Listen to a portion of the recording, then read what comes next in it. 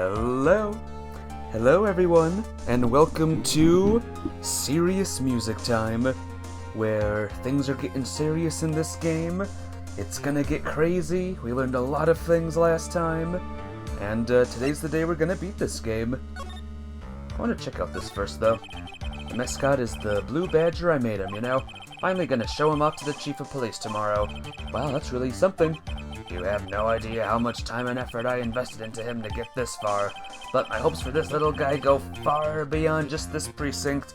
Yes, sirree! I'll get him deployed in every precinct in the nation, just you wait. I wish you luck, sir. There we go. Got a little nice blue badger action there. Let me get into my chat room, and then we will start the talking. Let's talk about Matt Ungard. We learned something pretty big about him last night. I'm a lawyer, but to fight for someone who is clearly a killer, Matt Ungard, that man is really ARG.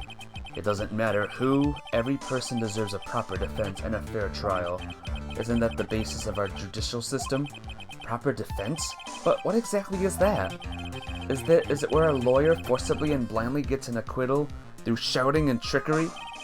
Ironic that you of all people should say such a thing. Isn't that exactly how you have fought for your clients up until now? Well, that may be true, but that's because I believe my client to be innocent from the bottom of my heart. But if I were to get Ungard an acquittal, that isn't a proper defense at all. Talk about my situation. I became a lawyer because I thought I could save people who were suffering and in pain. But when I look at this mess we're in, I can't even protect the person closest to me. Even if I win the case, I still lose in the end. I just don't know what to do. Right? Would you get a hold of yourself? You have it all wrong. Huh? We aren't some sort of heroes. We are only human, you and I. You want to save someone? That's something easier said than done, wouldn't you say? That's... You are a defense attorney. You can't run away from that. You can only fight. That's all you can do. Why fight? What's the point? People like you and Franziska von Karma are always using all you have to pin me down. You fight to the very end, even when you know the truth is not with you. But I'm not like you. I can't fight for a false verdict, for a man I clearly know to be guilty. Franziska, she fights for herself. The only thing she fights for is her perfect win record. That's all. And, isn't it the same as you? Isn't that why you ran away a year ago? Because your precious win record was destroyed? You are so petty. I see. Now I understand why you despise me so. However, you are mistaken. What do you... Thanks to you, when you sealed off my path to a perfect win record, I began to realize the error of my ways. I realized that things such as a perfect record were meaningless. What? I don't believe you. Are you saying that is why you left the prosecutor's office? But then, why? Why are you here now? The answer to that is something you will find out on your own. I have faith you will see it before the verdict is read tomorrow. But if you can't, then you will be powerless to change the ending of this story. Uh-oh! Beep beep beep time! Mr. Nick, the transceiver! I'm sorry for what happened earlier. Now then, Mr. Attorney, do you wager you can obtain an acquittal tomorrow? My, what is the matter, Mr. Attorney? I don't sense your usual anger this time. Tell me, please, why are you holding Maya hostage for Mr. Ungard's sake? Why are you doing this for that cold-blooded killer? Right. Please don't misunderstand things. He is my client. Don't toy with me. A man who hires an assassin is just as much of a killer himself. I believe you are asking me a reason as to why I am doing what I am. Yeah? This is what I like to call my aftercare. What the heck is aftercare? My name carries a certain amount of honor and dignity, Mr. Attorney. I take great care to ensure that no suspicion falls upon my clients for my handiwork. That is why it is called client relations, and it is part of an assassin's duty. An assassin's duty? We were unlucky this time, and my client was arrested as a suspect. As a result, I did what I had to do to enlist your expert help, Mr. Attorney, and to ensure that you would do everything in your power to the very end. What is your name? I believe I told you once before. However, you did, but my name is DeKiller. Shelly DeKiller. You're Shelly DeKiller? Please keep in mind you do not have much space to maneuver with me. As a DeKiller, I always finish what I set out to do. If you fail to keep up your end of the bargain... Maya! It would be my duty as an assassin to see to it she receives a nice long nap. Ah, no! Now then, if you'll excuse me, if someone were to trace the signal back to me, it would be quite troublesome. Whoa! Hey, Captain Chips, thank you for 28 months in the subscriptions chair. How you doing today? It's good to see ya. We're trying to trace back to where DeKiller is at the moment, but, like, there's been no clues to where he is right now. Meow? That's weird. You are the well? Yay! Woo! Good. Are you ready to see the ending of this case? And Pearl say, Mystic Maya! Mystic Maya! I don't know what to say. Edgeworth! Did you hear that? At the end of that transmission. Huh? Oh, that. It sounded like a cat. A cat? It can't be. That cat. Can it? What is it? I think I know where Shelly DeKiller is holding Maya hostage. Edgeworth, have all police units head for Unguard Mansion immediately. Alright, you hurry over as well then. Don't lose hope yet, Pearls. The fight has only just begun. You're first. Yeah! Oh my gosh. Here. Oh no, that's not right. Hotel lobby. Living room. You are first in so many ways right now, Captain Chips. It's insane. Where were we? Oh yeah. Maya! Please answer us! Mystic Maya! We have this area completely surrounded. There is no way for him to escape. Assuming he's still in the area. I can't believe it. That butler, all this time, he was DeKiller. He and Unguard were working together all this time. I'm sure they had worked out a contingency plan ahead of time. I want to see this. It seems that Unguard was quite famous, even as a motorcycle racer. Generally, when a star like him tries to do something like that, they fail, but it seems Unguard is no ordinary man. What do we have here, guys? Oh, it's a figurine of a bear. But there are a lot of cuts in it for some reason. A bear? Isn't there more a thing for Mr. Corrida? Why would something like this be here? Right, look down. There's a little pet door installed here. Ah, I'm sure that's for Shu. Do you think that this came through that little door? This door. It's locked. Well, I'm pretty used to breaking doors down by now. Let's go, Edgeworth. Slam. Slam. Crash. Ah, look where we are, guys. Arg, there's no one here. From the looks of this room, I would say this is Unguard's private lounge. Look at this, right? An antenna for sending and receiving radio signals, and a VCR. Check inside the deck. If there's a tape, it would be an important piece of evidence. If we're lucky, it'll have a moment the crime was committed recorded on it. I'm sorry, but the tape deck is empty. There's no tape to be found. No! But there's no mistake that someone used this to record something. It looks like someone took the tape we were looking for and escaped with it. Oh dear. To the cellar! We've searched all over, but it looks like he got away. I'm sorry. It looks like he slipped out of our grasp this time, and now we've lost our only lead. Don't give up yet. That little girl is looking to you to be her pillar. Yeah, you're right. We're close, I can tell. We've already set up checkpoints along every route leading out of this district. Leave the rest to us. Maya. Hey, I see something. This looks like a picture of Miss Impax. With love, Celeste. Miss Impax? You mean... Yes, Mr. Corrida's former manager. Why would a picture of Miss Impax be here in Mr. Unguard Mansion? And why does it say, with love? This might be a clue. Ah! What's wrong, Pearls? But please let me see that picture frame. Huh? What's so special about the frame? On the back, there's something written on the back of the frame. Maya. It's Mystic Maya. She left us a message. What? I thought you'd come. I knew you would. Now listen up. You'd better get Unguard a guilty sentence, okay? If you get that creepy slime bag and not guilty, I'll never forgive you, ever. I'm fine, so you don't need to worry. There's so much I want to write, but I don't think I have a lot of time left. Pearly, you're there too, right? Make sure you help Nick, okay? Someone's gotta watch out for the helpless lunk.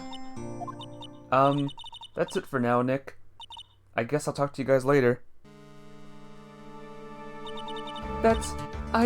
No! Mystic Maya! Sub! Right. What's wrong? Why the blank stare? Oh, nothing. We've searched the house, and this is the last room. It looks like he eluded us. Edgeworth. Yes? As far as clues go, I think this is about all I'm going to get. But I'm still short one last thing. And what is that?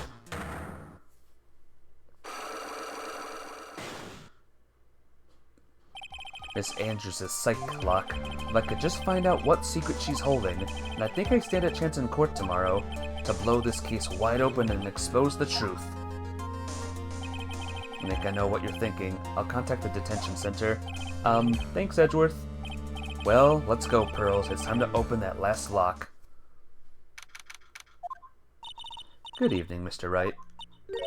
What's wrong? You look ill. Miss Andrews, I have come to remove your psych lock. Psych lock? I want to know, and you will tell me your secret. Fine, go ahead. Try to break me if you can. Can I go here super quick?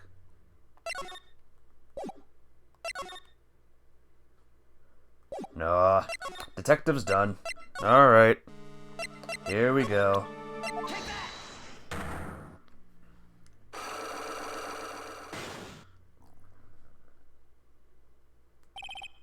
Why frame him? Can you please tell me why you framed Mr. Unguard for the murder? I've already told you countless times it's because I thought Matt was the killer. No, that's not it. I know you have a personal reason to dislike Mr. Unguard. Miss Andrews, you may think I didn't hear it, but I know you said something earlier. You said, revenge. So, you are saying I was taking my revenge out on Matt? And that's why? What an absurd idea. I don't have anything I want to take revenge for. Miss Andrews, a woman who lives by being dependent on other people, there is something or someone in her past that would make her take revenge. Something or someone. Celeste! There's only one catalyst that could cause such strong feelings, and even revenge. And that is Miss Impax's suicide. What are you trying to say? Celeste was Juan's manager. On top of that, the one who hit her suicide note was also Juan. What does all this have to do with Matt? You're right, you haven't mentioned him yet. But for you to hate Mr. Unguard, it would mean that he must have had some relation to Miss Impax and her suicide. Can you explain to me the relation between Celeste and Max? Yeah, this sweet little picture. This is a photo of Miss Impax, correct? She looks younger than when she passed away, though. What? With love, Celeste. This is Miss Impax's handwriting, isn't it? Where did you find this? No, that's alright. It was a rhetorical question. Yeah, it is. I found this at Mr. Unguard's mansion. And after all this time, my last remaining secret has been revealed. Whew. That was a quick psyche lock. Psych lock.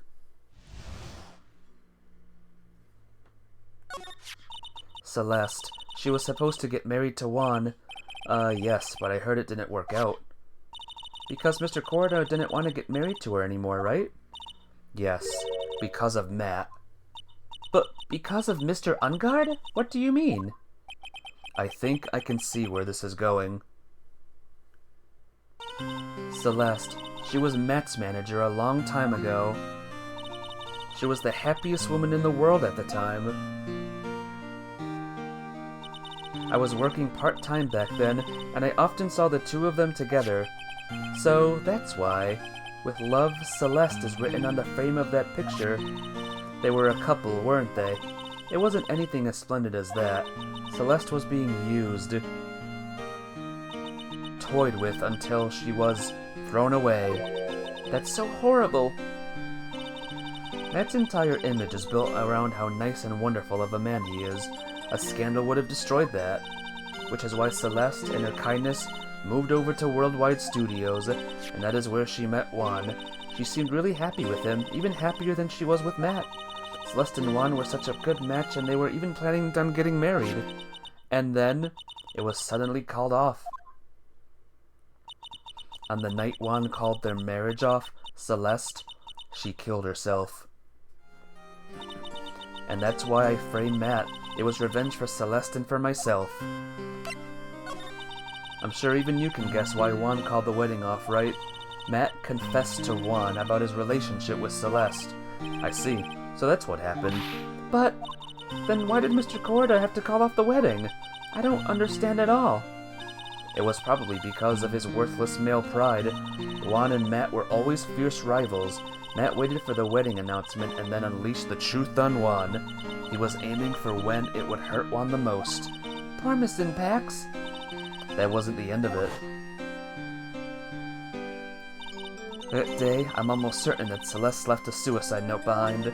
And in the note, she left a detailed account of Matt's various misdeeds, and, so that she would never again be hurt by Matt, she chose to die.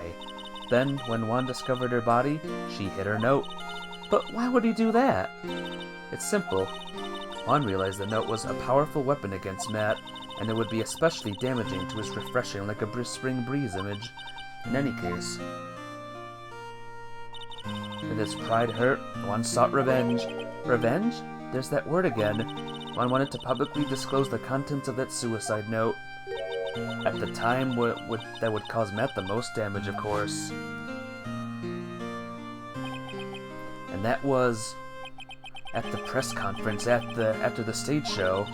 I know all about it because I heard all from Juan.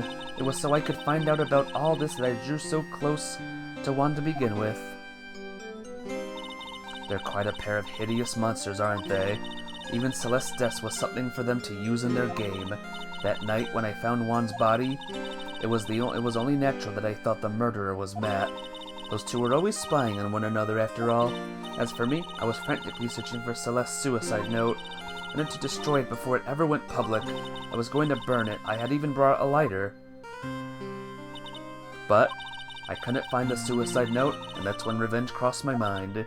Yes, I was going to bring to them my own kind of cruel revenge. Celeste was killed by those two monsters, so when I stabbed Juan's body with that knife, I didn't feel a single shred of guilt. And that's all I have to say. Well, Mr. Wright, even knowing all this, are you still going to help that man? I'm a lawyer. I see. What a foul profession. Thank you very much for your time and for talking with me. It was no big deal. I couldn't sleep anyway. I can't sleep either. Not with Maya's situation, or with what I know now. Oh my gosh. Are you guys ready for a massive and crazy court case? Because that is what we're gonna get here.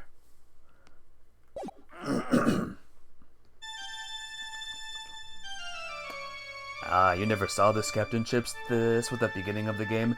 Huff huff. Grrr. How did I get into this mess? That's far enough. You can't run forever, Mr. Phoenix Wright.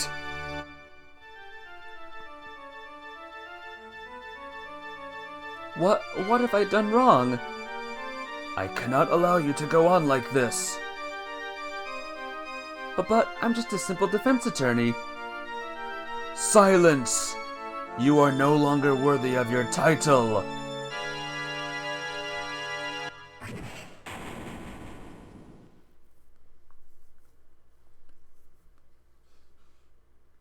I've had this dream before. someplace some time ago. As if this day was written into my destiny. Destiny! Today I'll stand in court as a lawyer to prove a killer innocent. That's rough.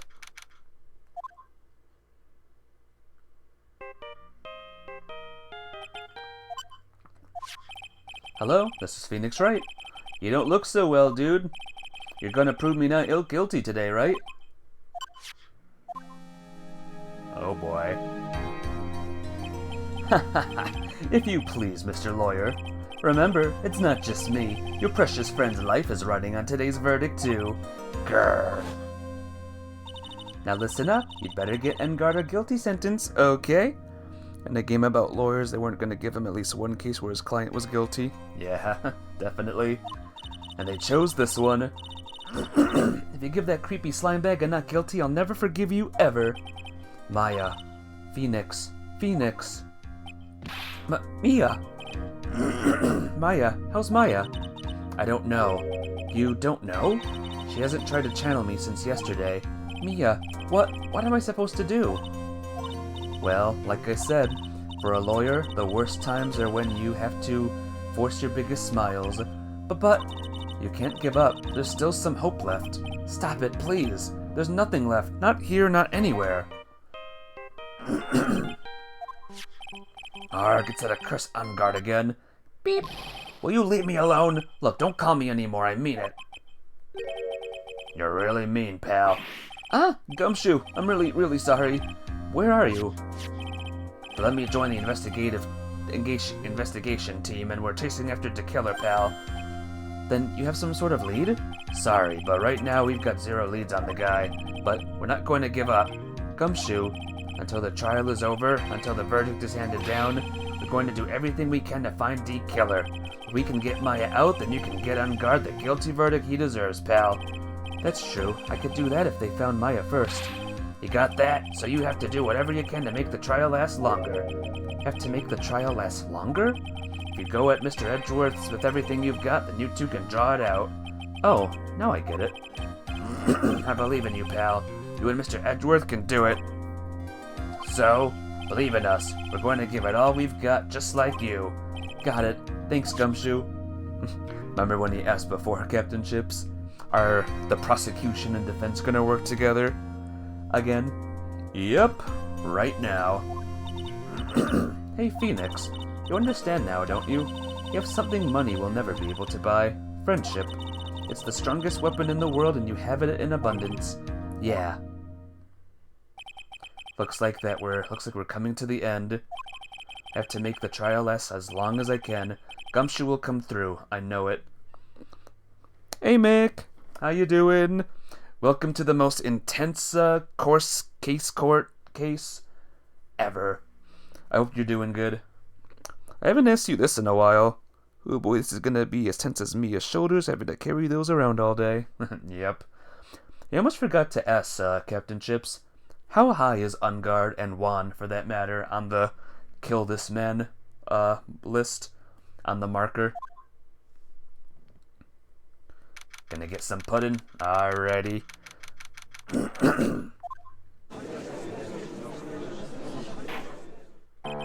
Court is now in session for the trial of Matt Engard. The defense is ready, Your Honor.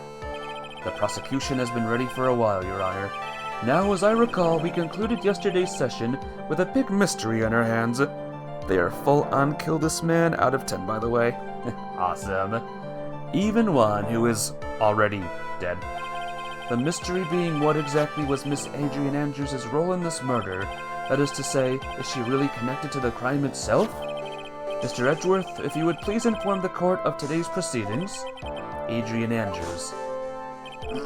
She forged evidence that threw suspicion onto Mr. Engard, and then proceeded to escape the crime scene by wearing a nickel samurai costume. The guilt of these actions are those from which she cannot escape. And then you're saying that she is guilty after all? I'm not finished, Your Honor. Miss Andrews had nothing to do with committing the actual murder. I would like to direct the court's attention to this card. What is that? It looks like a shell. This is the calling card of a certain assassin. Assassin, you say?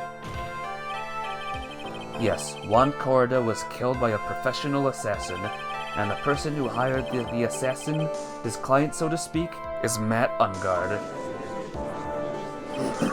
What a surprising turn of events! I would think it's become commonplace by now, Your Honor. I know what's going on this time, so I know that everything Edgeworth has said is true, but we still have to hold out as long as we can, at least until Maya's safe and sound. I wonder how this trial will turn out today. Now then, please call your first witness, Mr. Edgeworth. The prosecution calls the defendant's mentor, Mr. Will Powers, to the stand. Now then, witness, your name and occupation, please. Okay. I'm, Will Powers. I'm a poor, underpaid action star. And what is your relation to the defendant? Well, I guess I'm sort of a lousy mentor to him in a way. Yeah. Mr. Powers, please, you don't need to put yourself down so much. Oh, sorry. Well, but I'm just kind of a nothing sort of guy. On the night of the murder, you visited the defendant's room. Is this correct? Yes. I didn't know that. But, you know, I didn't actually get to see Matt when I went. All you need to do is answer what you're asked. Now then, I would like you to please testify about when you went to Mr. Ungard's room. Hey, T. Williams! Hey, Mafia babe! Welcome to the stream, you two. How you doing? Okay, sure.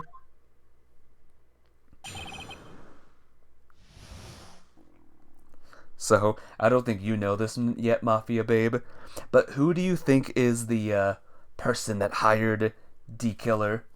Who is the real mastermind behind this case? Or maybe you do know, I don't know. After the award ceremony, I went by myself to Matt's room. Matt was standing there in front of his room, still in his nickel samurai costume. He was talking with someone. At first I thought it was the bellboy. I watched the two of them for a while, but then I gave up and went back. I had guests with me that night, and I couldn't make them wait for me. Not sure. Well, you'll see as we play. Nothing sounds out of the place in Mr. Powers' testimony, and talking with the bellboy is no big deal. If one assumes that the person Mr. Ungard was speaking with was an ordinary bellboy. I know, we're talking with poor Powers, he's here. What are you implying? Well, Mr. Wright, let's have your cross-examination, shall we? Looks like we're in another sticky situation. Huh? A trap. Can't you smell it, Phoenix? But for us to find out more, we're just gonna have to charge in head first, right? Let's charge in! Woo! After the award ceremony, I went by myself to Matt's room. The defendant's room? Why did you go there? Well, I'm his mentor, like a big brother, sort of, and I wanted to say congrats. What's wrong? Why did you stop? Mr. Wright! What is it? You're going to try to trick me into a corner, aren't you? Huh? I know I'm just a poor underpaid action star, but I'm not the killer. No one said you were, Mr. Powers. No, please, don't trick me. Every time you do your lawyer thing, the witness suddenly turns into the bad guy. Every time? Witness, I will personally talk to the defense at a later time, so for now, please kindly cooperate and continue with your testimony. Sorry. So, you went to the defendant's room, and then? Hey, wait a minute. When and how did I suddenly turn into the bad guy here? Matt was standing there in front of the room, still in his nickel samurai costume.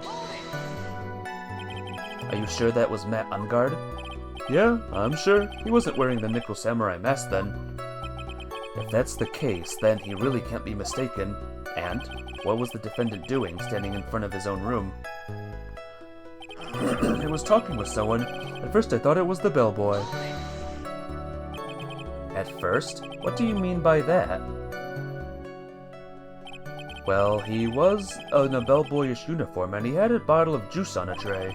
Sounds like an ordinary bellboy to me. Yeah, but I didn't think he was a normal bellboy. And why was that? Why did I think that, Mr. Wright? How am I supposed to know? Sorry, but I can't remember right now. Sorry. I guess I'm going to have to wait patiently on this one. I watched the two of them for a while, but then I gave up and went back. Phoenix Wright is kind of the barbarian of the law profession. He just kind of runs in and takes it all the chest, figures it out later, defense by brute force. That's how I like it. Defense by just power, pure power. Hey, Angel Love! What's up? Good to see you here as well. I hope you're doing good. You saw the two of them, the bellboy and the defendant, together, correct? Yeah, the bellboy just wanted to say congrats. Now, while you were watching the two of them, did you notice anything strange? You know, I did feel something weird. I think it was because Matt, well, he gave the bellboy a tip. A tip? But that's a perfectly normal thing to do. So, how long did you watch the two of them? Not more than a minute or two, I think. Had guests with me that night, and I couldn't make them wait for me. So, who are these guests you're talking about? You guys, of course. You and Maya and Little Pearl. I thought it would be really rude since I invited you guys if I disappeared on you. So I went back to my seat pretty soon after seeing that in the hallway. This is like squeezing water from a stone. It's probably pointless to press further. Do you remember this incident? Did Mr. Powers leave in the seat that night? I don't remember that happening at all. Maya was making such a racket in her hyper state. Ended up focusing on her. I see. In any case, from his story, he probably wasn't gone for very long. So I think we need to, repress some things. Actually, Mr. Powers, only a few minutes ago, you stated... you know, I did feel something weird. I think it was because Matt, well, he gave the bellboy a tip. You're better, the migraine is almost gone? That's good. No more migraines, Angel Love, am I right? No more. Ah, yeah, that's it. You really know your job. Mr. Edgeworth. Yes, Your Honor. This bellboy, he wasn't an ordinary one, was he? Perhaps we should let the witness tell us. Very well. Mr. Powers, please amend your testimony. You mean about the bellboy, right? Matt gave the bellboy a tip. So he gave the bellboy a tip. What's so strange about that? Well, you see, Matt's not a poor penny pincher like me. I was trying to figure out how much it was because the tip really shocked me. How much it was? But that's when something even more surprising happened. The bellboy was putting the tip he got in his pocket, and that's when I got my first good look at the guy's face. I was really shocked. I'm afraid I don't follow at all. Sounds like Mr. Powers was surprised twice by this event. Wonder which of his shocking moments I should ask about. How about the tip? The defendant is a huge star. He can afford to give generous tips, wouldn't you agree? Sure, but giving him that much was maybe a little too much, I think. A little too much? Would you please clarify for the court about how much would you say the defendant gave to the bellboy? Honestly, I don't know. I can't even begin to guess. And why is that? Because he gave the bellboy a really, really fat roll of cash. A roll of cash? Uh-oh. Well, how interesting. That certainly was a very generous tip, wasn't it? A very fat roll of cash. That can hardly be called a tip, Your Honor. The judge is beginning to look awfully suspicious of us. We're gonna wait and see. There's nothing I can really object to here. I mean, who can argue that a fat roll of money isn't really odd? So supposing that roll of cash was not a tip, then what was it? Payment, Your Honor. Payment? Isn't it obvious? For the murder of Mr. Juan Corrida. Then the bellboy the witness saw? Yes, he was the assassin. Hold your horses now, Mr. Edgeworth. You don't have any proof of this, do you? Have I ever been unprepared to support my claims, Your Honor? I have here the card Shelley the Killer left at the scene of the crime. Shelley the Killer? He is the person the police's special investigations team has been chasing for ages. I am certain that the witness saw was this very assassin, Shelley the Killer. Really? What's wrong, Mr. Powers? No, nothing. Something just clicked in my head and I think I just figured something out. Oh? Actually, I saw that bellboy again later on that night. What? Mr. Powers, please testify. Tell us what you saw. Yes, sir. Right away. The second time. This time I was in that hallway because I had to go to the bathroom, and that's when the bellboy I saw earlier came out of the room. Of course, when I say room, I mean Juan Corrida's room. Now that I think about it, the bellboy did seem kind of out of place. Yeah, so he had to be the assassin, I'm sure of it. I mean... Thank you very much. That is all we need for now. Huh? But I'm not done. There's still more. Let us first establish that the bellboy was truly Mr. the Killer, and then we shall see. So the bellboy came out of the victim's room, and if that bellboy really was the assassin, then I think the answer is fairly obvious. That would be correct, Your Honor. Well, Mr. Wright, I believe it's your turn to entertain and make us laugh. Ha ha ha ha. This is no laughing matter.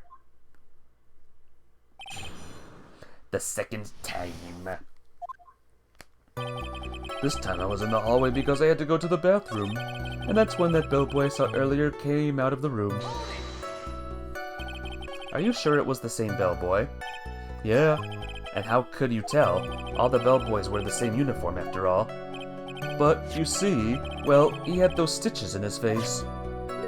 Irk. So I'm sure it's the same guy that was talking with Matt. So which room did the bellboy come out of? Of course, when I say room, I mean Juan Corrida's room. The victim's room, huh? Yeah, the one with all the really pretty flowers and teddy bears. It was Juan's room, alright. Words cannot describe how screwed I am. Let's continue with the testimony, shall we? Now that I think about it, that bellboy did seem kind of out of place. So what exactly was so out of place about him? Right. Why the insipid grin? Maybe because I have no idea what damaging thing he's going to say next? Well, the bellboy was empty-handed. Empty-handed? That bellboy was one of those room service people, right? But he wasn't pushing a cart and he wasn't holding a tray either. You'd call that a little strange too, wouldn't you? I agree that this is a bit strange, Mr. Powers. But is it really that unusual for a bellboy to be empty-handed? What should I do? Should I let Mr. Powers' testimony slide, or... fast one. Hey, Chris. Chris shouts objection. What are you objecting to, Chris? There is nothing strange or unusual about an empty-handed bellboy. Empty-handed. But there really is. There really isn't. If you two are done being school children, bellboys are for room service. There is no reason for them to be empty-handed, ever. Your Honor, I ask that the witness' previous statement be supplanted with this new one. Grr, Edgeworth. Are you going to do whatever you can to make the bellboy look suspicious?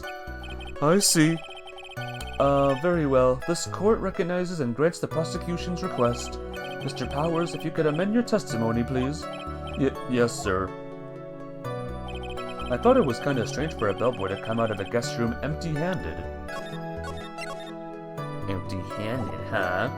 Well, what about the wine glass?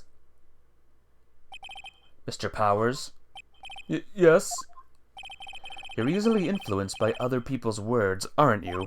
As soon as you heard that the bellboy might have been the killer, you got caught up in believing it might be true. But, isn't he really suspicious? He's got all those stitches, and... So, a baseball has stitches. Are you saying that all baseballs are suspicious because they have stitches? Gulp. Well, there's also, what about him being empty-handed? I would like to ask the court to please take a look here. This is the crime scene. There is a wine glass sitting next to Mr. Corrida's body. The liquid inside this glass is tomato juice. And now, if you would look at what is on top of the table in the lower right corner here, anyone can clearly see that it is a tray with a bottle of tomato juice on it. The bellboy had just brought this to Mr. Corrida's room. He left the tray in the room, which is why he was empty-handed when he left. But that would mean that the bellboy had seen and left a dead body in the room. But can you prove that Mr. Corrida was already dead at that time? Mr. Edgeworth? Yes? I blame you for leading me down this route. I'm terribly sorry. What is with him? Why is he laughing? Witness, isn't there one more thing you would like to share with us? Is there? The bellboy was empty-handed, or should I say empty-handed. I recall you had something interesting to say about his hands. Oh yeah, I almost forgot. Huh? What? That bellboy, he was wearing gloves. Gloves? Yeah, pitch-black leather ones. All the other bellboys don't wear gloves like that, right? Black leather gloves. Why didn't you mention them earlier? Sorry, this slipped my mind. Arg, boy, does this make the bellboy look really suspicious. Alright, gotta focus. I can't get lax here. So what if he had gloves? A lot of bellboys wear gloves. Come on, Mr. Wright. That bellboy was wearing black leather ones. So, a football is made of leather. Are you saying all footballs are suspicious because they are made of leather? Gulp. But that man, he received a large roll of cash from the defendant, and that he was seen leaving the crime scene wearing black leather gloves.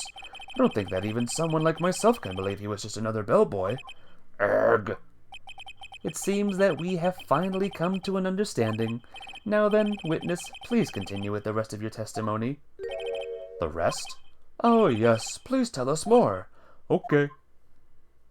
Oh, would someone die after drinking tomato juice? It wasn't the tomato juice that killed him. After leaving Juan's room, the bellboy went and knocked on Matt's door, just like that. He gave something to the person inside the room. Then the old guy just left without even going into the room. After that, I went into the bathroom and then back to my seat. So, the bellboy, after leaving the crime scene, went to the defendant's room? Yeah, I kinda saw all that by accident. Some accident? I'd say you saw too much. And all of it was suspicious to high heaven. I think it's safe to say that we can no longer consider this bellboy to be normal. Now then, let's get started, shall we? Mr. Wright? Your cross-examination, please. Yes, Your Honor. Oh boy. Oh boy. After leaving Juan's room, the bellboy went and knocked on Matt's door just like that. Is that what you saw while you were busy spying? Excuse me. I may be a poor underpaid action star, but even I wouldn't stoop to spying. Well, I think the point is, where did you watch all this from, Mr. Powers? Oh, from the door of the bathroom with my left eye, in a sort of sneaky spy-like. I knew he was spying. Please, does it really matter if he was doing it underhandedly? What did the bellboy do next? That's all I cared to know. He gave something to the person inside the room. I said, hold it. Okay. That's better. Ahem. What kind of statement is that? Please elaborate and give us a few more details. Oh, okay. I should probably ask him only one question at a time. Ask about this something. You gave something to this person? Yeah. And what was this something?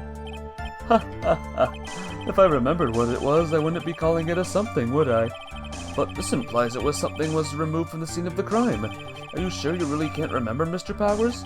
I think it was something kind of small. It's an incredibly crucial piece of information.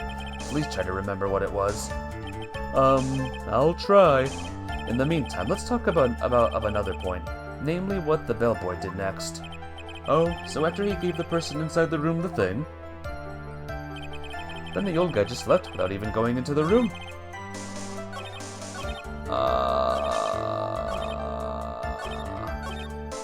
Okay.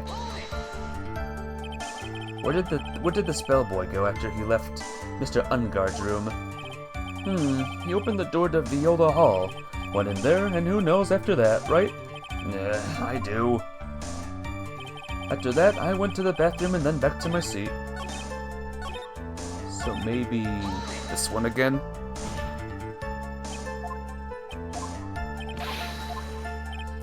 You have to hold it to everything these days, to the testimonies now. So who took this something the bellboy handed off? Actually, I don't know. What do you mean? I'm sorry, but I only saw the person's arm. Only an arm? Then you're saying you didn't see the person's face?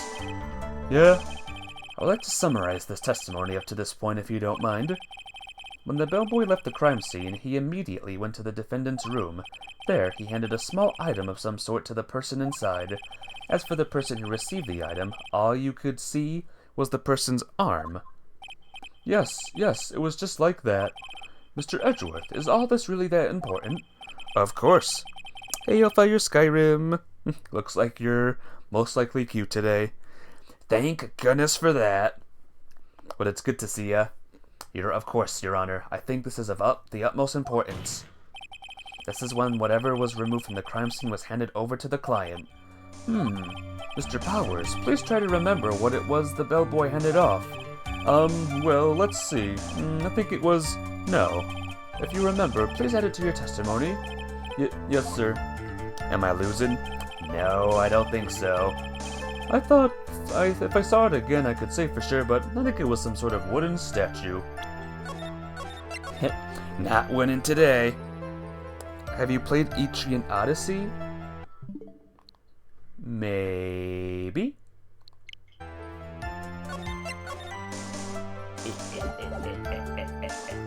Anyway, wooden statue, huh? Like this one?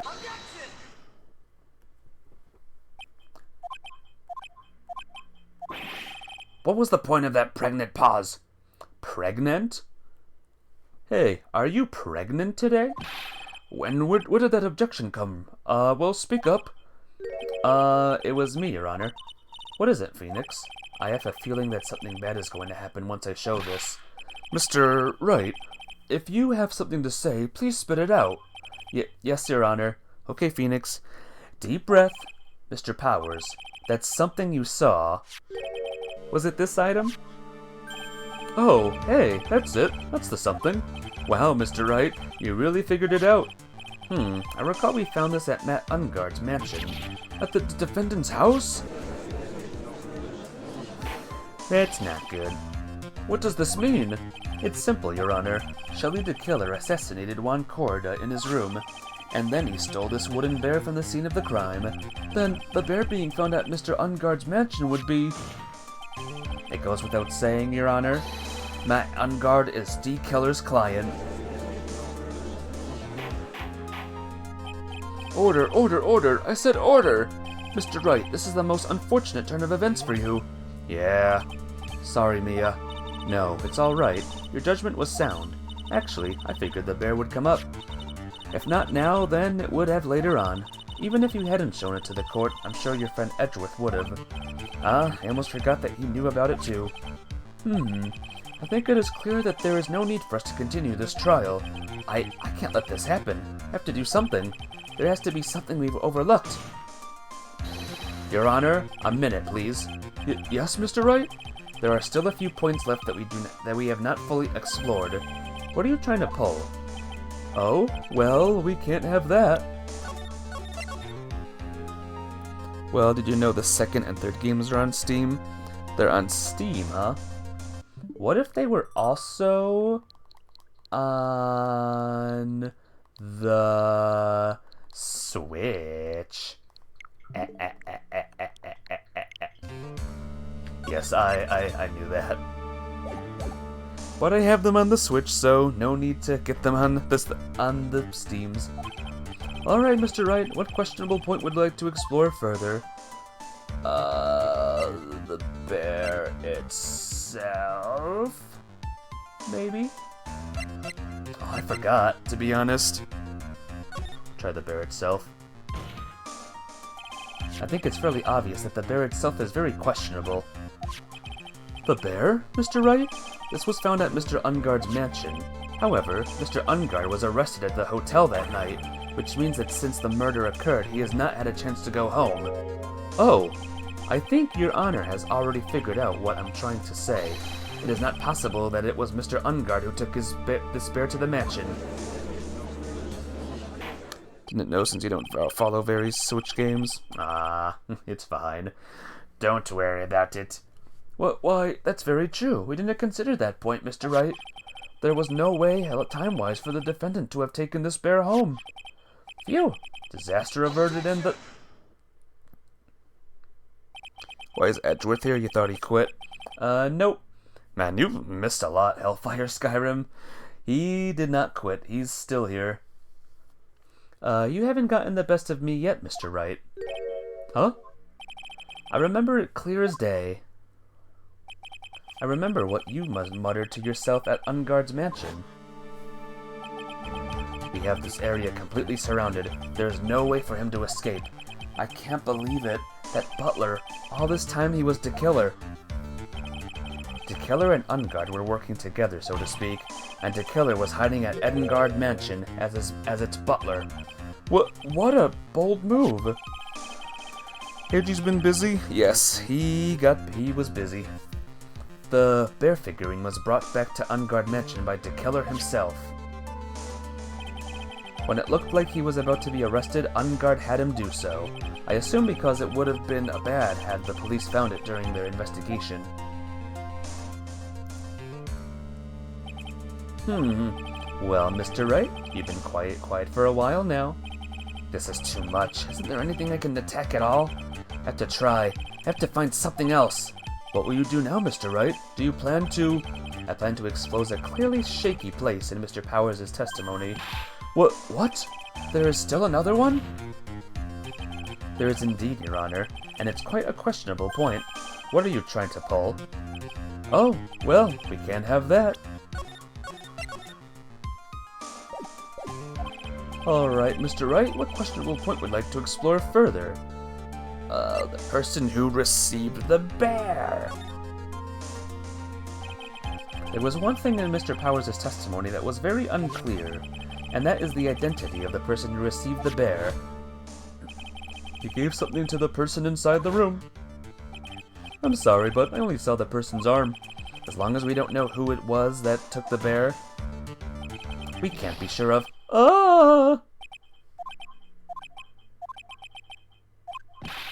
What is it, Mr. Powers?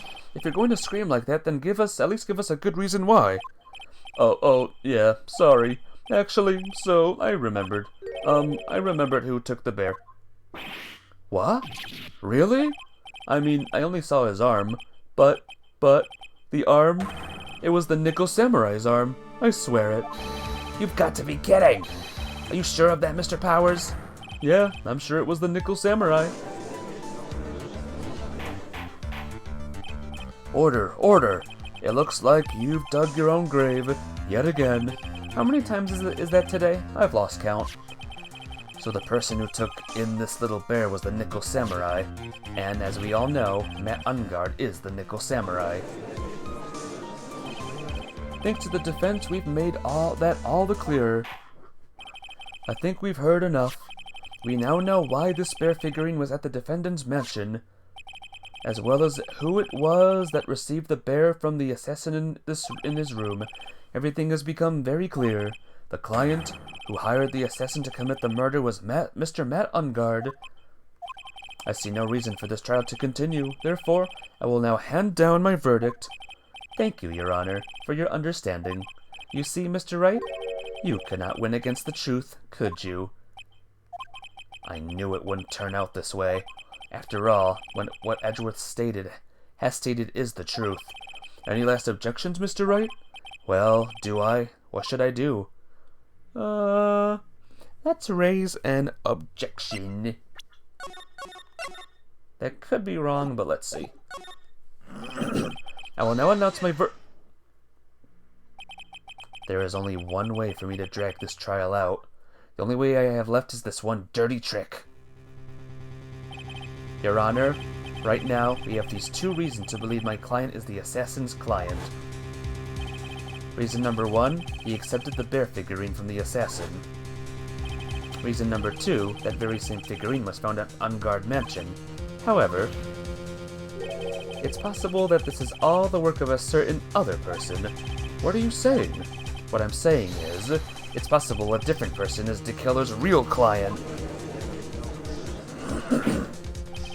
The real client? Yes. Tisk tisk, is this all you have? Now then, Mr. Wright, let's hear your theory.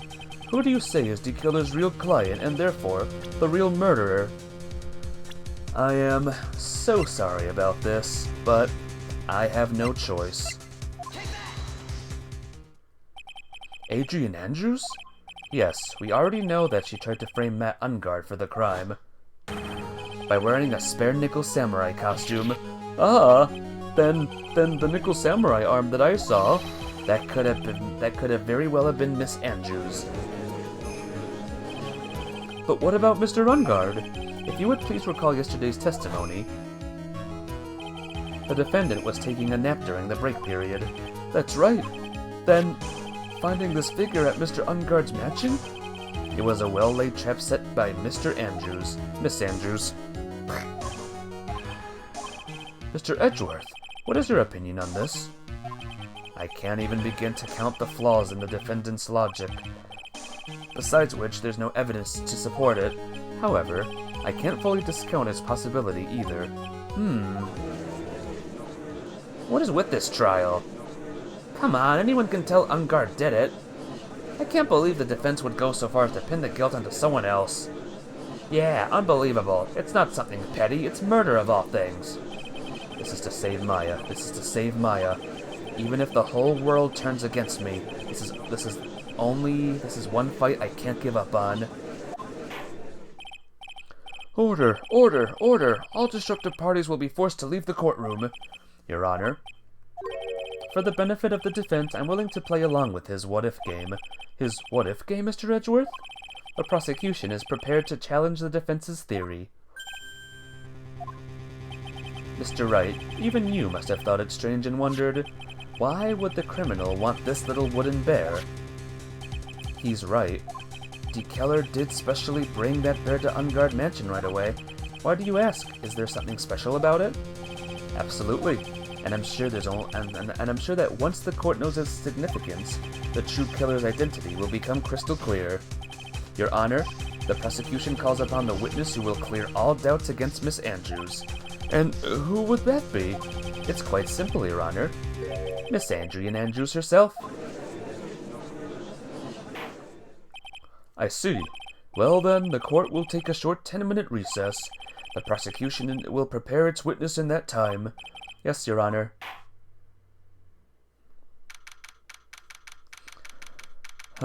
My goodness. Ha ha ha ha. Oh, I knew it was a good idea to hold her hostage. Don't you agree, Mr. Lawyer? But I never thought in your desperation you'd try to pin this guilt onto Adrian. Arg, I swear this demon will pay. Hey, Mafia babe. The true mastermind is right there, by the way. It's our own client. Mr. Nick! Pearls? Where's Mia? I don't know. A really strong power suddenly called her away. A really strong power? Oh, Mr. Nick, your phone is... It's from Gumshoe. Beep.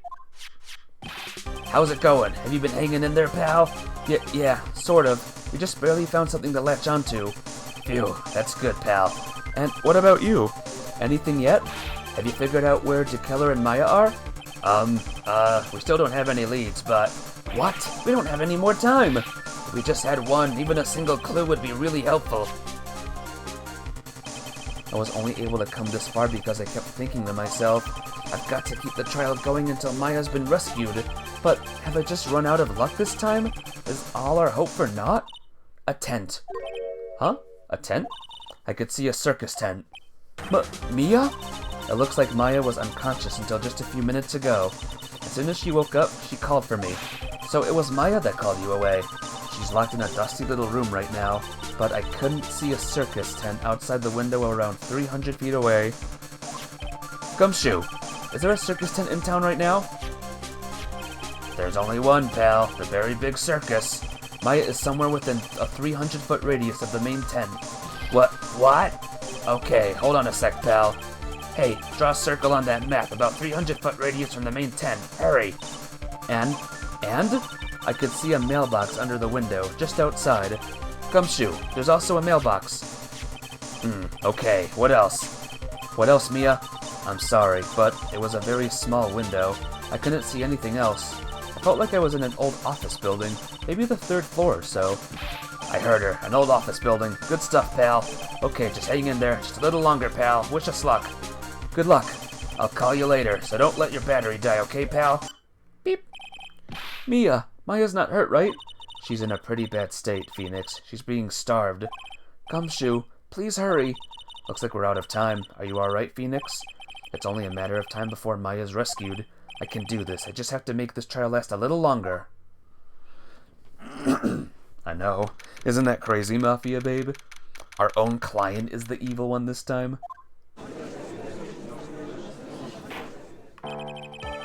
Court will now reconvene. The killer, the man who murdered the victim, handed this to his client. From this, one obvious question arises. Why this particular item? I believe the answer to that question will provide us with the name of the real culprit. Now then, the prosecution calls the defendant's manager, Adrian Andrews, to the stand. That is not cool. What is not cool? Everything here is not cool.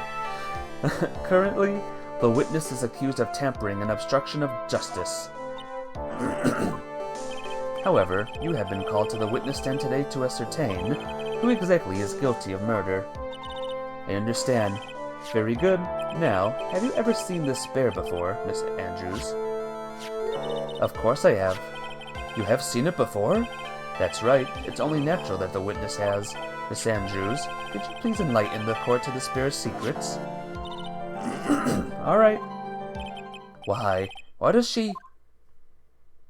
Starving someone? Oh yeah, the starving. That's no good. Actually, this is an elaborate puzzle. If you know the correct order, it can be taken apart one piece at a time.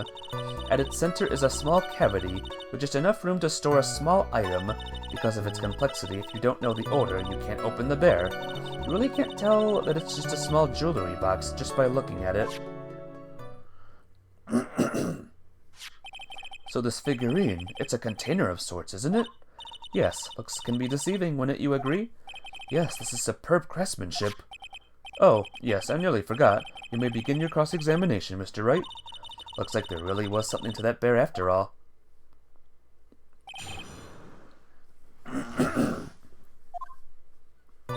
Actually, this is an elaborate puzzle. A puzzle? That's right. But it looks like an ordinary figurine. True enough. To people who don't know, I'm sure they would never guess that this was a puzzle. Professor Layton would love this bear. So what kind of puzzle is it exactly? If you know the correct order, it can be taken apart one piece at a time. So you can take it apart? And how would one go about doing that? Well, you first turn its tail to the right and then push it in. Oh, yes, I see. After that, the arms and legs are free to move and can be removed. Oh, this is most interesting. A boy and his new toy. It's like he's 5 all over again.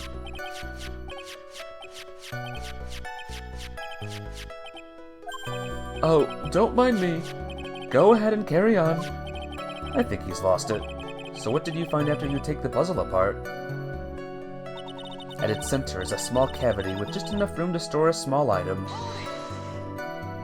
And how did you know about this? I know because I was the one who bought it. Huh? It was a souvenir from when a friend and I went to Switzerland. Then this was a present from you? That's right. It was a puzzle in the shape of a bear, so I thought it would be perfect for one. So it was a present from Miss Andrews. Witness, let's continue with your testimony. Because of its complexity, if you don't know the order, you can't open the bear. So who exactly knew how to solve this puzzle? Only the two of us, Juan and myself. It was a souvenir from Switzerland, so I doubt there are that many people with the same bear in this country. But this looks like it can be easily broken, especially if someone wanted to get at what's inside. Well, it's a toy, but it can never be the same again once it's been broken. So? You really can't tell that it's a small jewelry box just by looking at it. Who else knows that this bear is actually a small container or jewelry box? I never told anyone, and as long as Juan never told anyone either, then only the two of us knew. Two of you, huh? And of course that means Mr. Ungar didn't know, right? I think this is about all I'm going to get for now.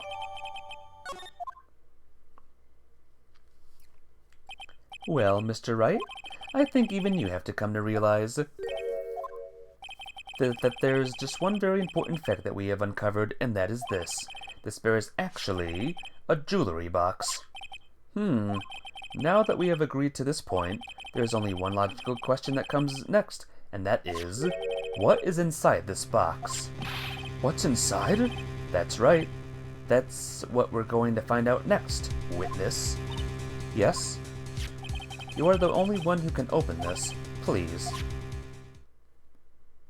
Hey, Foursquare! What's up? How you doing? You bought a Talisker? Painful silence. All eyes are on Miss Andrews, now as she solves the puzzle and takes the bear apart. How you doing today? How's you and your Talisker 18 doing? Click! I've opened it. Is this what you wanted? What is that? It looks like a note. I don't think we need to guess at what that is, do we, Mr. Wright? You're minus 18, or no, you're minus $188, but that's okay. As long as you drink your fill, right? And celebrate with the whatever you're gonna celebrate. Or just having it. It's almost Christmas where you are? Dang. Is it almost Christmas for you always, Foursquare? It's the suicide note. The suicide note? The suicide note left by Juan Corrida's former manager, Celeste Impax. Until now, no one knew of its whereabouts, but just as we suspected, it was hidden. Hidden by the victim, Juan Corrida himself. It's almost a B-Day.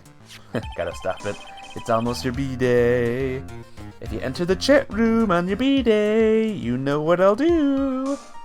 It seems Celeste Impax had very beautiful handwriting, and she just as beautifully signed her own name on this document. This is most definitely the note she left behind.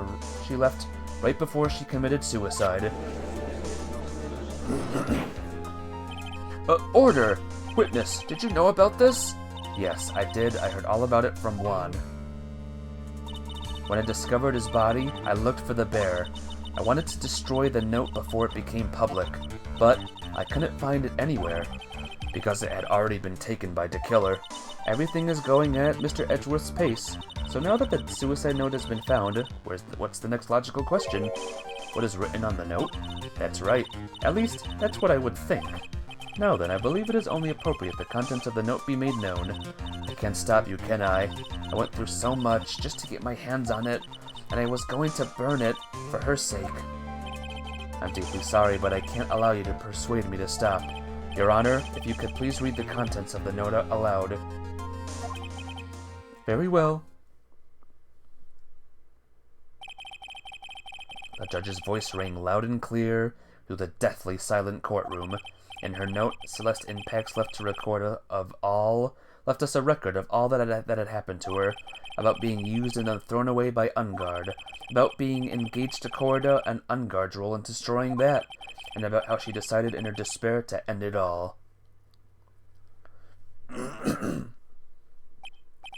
And that is all Miss Impax had to say.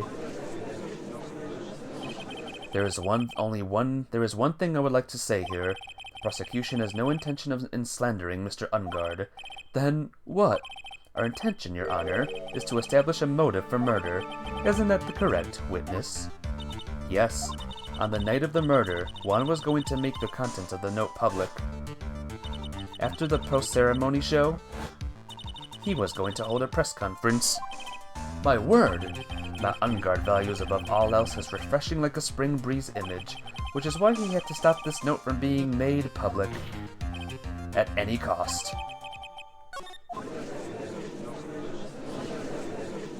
It's Ungard's fault that woman killed herself. And this time, he even went so far as to kill someone to stop him from revealing that. How terrible. What a selfish person. I guess there are slamball lawyers out there who will defend these creeps too. There's no room for doubt here. Mr. DeKiller's client's goal was to obtain this suicide note, and the only person who needed this note that badly is the defendant. Let's not forget that this bear with the note inside was found at the defendant's house. It seems that we have come to the truth at last. The defendant's motives were entirely selfish. He deserves no sympathy from anyone. Irk, how am I supposed to escape from this one? Why the hesitation, Phoenix? Gumshoe hasn't called yet, so you know what you must do. I know, I have to carry on and buy him some more time. Okay, there are two deadly pieces of evidence, the figurine and the suicide note. Maybe somehow I can find a way out of the situation through one of those. I'm gonna save real quick in case I do it wrong. The gavel is already in the judge's hand. Phoenix, hurry. The suicide note or the figurine? Which one of these should I pursue?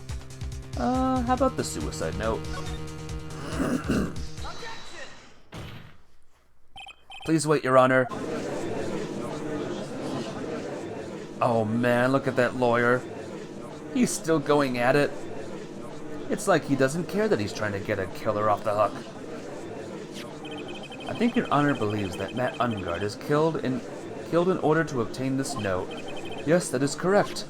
But that seems a little strange. In fact, I think there is a contradiction here. This note was hidden by Mr. Corrida until the night of the murder. If that's the case, I say that Matt Ungard could not have known what was written on this note. Oh, I didn't think of it that way. Exactly, but I did think of it that way, and I thought it was rather strange. No one in their right mind would kill for a note without first knowing what it said. Order, order, order! You make a valid point, Mr. Wright. Mr. Edgeworth, what is your opinion? It was just a flash, but I think I did rather well on this one. Unfortunately. I think he believes differently. I believe a show of appreciation is in order. Huh? The defense seems to be in love with wishing more despair upon itself. I would like to just direct the court's attention to this. What is that? It's a very small video camera, Your Honor. This type of camera is commonly used as a means of spying. Spying? What the? I thought the spy camera was in my possession. Matt Ungard and the victim both thought of the others as their biggest rival. They even went so far as to use this type of item to find each other's weaknesses. And? The victim, Juan Corrida, was being spied on. His personal life was being watched by none other than Matt Ungard. Order! Order! Mr. Wright. Yes, Your Honor? You... Don't tell me you knew about your client's spying activities. Well... sort of. Sort of is not an acceptable answer, Mr. Wright. I see you are confused, Mr. Wright. You're probably thinking, but I have the camera that was in the stuffed bear's eye. But this camera that I have is not the same one. Last night, I searched the victim's house on a hunch, using this. Gumshoe's bug sweeper? By the way, Mr. Wright, the defendant's fingerprints were found on this camera. Matt Ungard's fingerprints were on there? Well, Phoenix, it looks like those cameras were hidden all over the place, huh? What am I supposed to say to that evidence? I think this is the end. It's fairly obvious that Mr. Ungard learned of the suicide note through this. He was watching the victim all along. He got me good this time. I don't have anything to counter that. Hey, now what's that lawyer thinking? Mommy, is that man the bear killer guy? Shush, stop, don't look at him. The way he's sweating is just so, ew, nasty. Phoenix? Yes, Chief? Have you figured out what you're going to do next yet? What am I going to do next? Does running away like a frightened child work? I know it seems like Mr. Edgeworth is very close to pulling the lid on this case, but in his eagerness to prove his point, he forgot one very important thing. Well, what is it, Mia? There is a piece of evidence that he really should investigate. Something he should investigate? I would really hate to see the good prosecutor get scolded for not remembering to look into the item when he had the chance. Why are you speaking in riddles all of a sudden? Alright, I think this time we finally understand everything. Well, Mr. Wright, you don't have any further objections, do you? What is this piece of evidence that Mia is talking about? Can I figure out what it is that still needs to be looked at, or should I let it go? Evidence, maybe? I have an objection, Your Honor. That was about the weakest objection I've ever heard, Mr. Wright. Your Honor, the defense has no intention of letting this go so easily. You are beginning to sound desperate. That's just your imagination, Your Honor. Mr. Edgeworth, this is not like you at all. In your eagerness to prove your point, you've forgotten one very important thing. Hey, isn't that what I just said? So, you're just telling me that I forgot something? You're so close, Mr. Edgeworth. But there's something you really should examine about this piece of evidence. That is, this impacts a suicide note, right? Who knows? I mean, sure, the suicide note was found inside the spare, but this spare was in my possession until only a few moments ago. This is tense, I know, right? And we're not even at the craziest part yet. Which means... the handwriting on the suicide note has yet to be analyzed. Oh, so, as to whether this pivotal piece of evidence was really written by Miss Impax or not, that is yet to be even remotely confirmed. Mr. Wright, you can't seriously be suggesting... Mr. Wright, are you saying the suicide note is a fake? Miss Andrews, you were the one who tried to pin this murder on Mr. Ungard. Who's to say you didn't create a fake suicide note and put it into this bear? How dare you? How is this not the tense part? You'll see. Your Honor, the defense is indiscriminately accusing the witness again. There is no evidence linking the witness to the suicide note whatsoever. But if this is a fake, then the witness is the only person who could have made it. Well, hey Papa Be Fun, thank you for the raid. Papa Be Fun, we're in the middle of a big crazy court case right now, so all I have to say is enjoy the ride. This is why this is your favorite Switch game. Isn't it though? You love it, Chris. I'm glad you do. But yeah, welcome on in everyone. How was, I hope your stream was good. Of your Lamb Cult game. What? Recall the witness's testimony concerning this figurine. The only person other than the victim who could solve the puzzle is the witness herself. It was fun. I'm glad. I'm glad he had a good time. You guys should check out Papa Be Fun. He's a long-time streamer I followed way before even I streamed. Check him out sometime. Ah! My glasses! Miss Andrews, you wrote this note, didn't you? You wrote it so you could use it to frame Matt Ungard. I did no such thing. Right? If you're going to pronounce the suicide note a fake, then show this court some evidence to support your theory. Mr. Edgeworth, you were the one who presented the scrap of paper as evidence. That means the burden of proof lies with you, the prosecution. Arrgh. That's enough. Mr. Edgeworth, can you confirm this handwriting on the suicide note? As the defense stated, the handwriting is yet to be analyzed.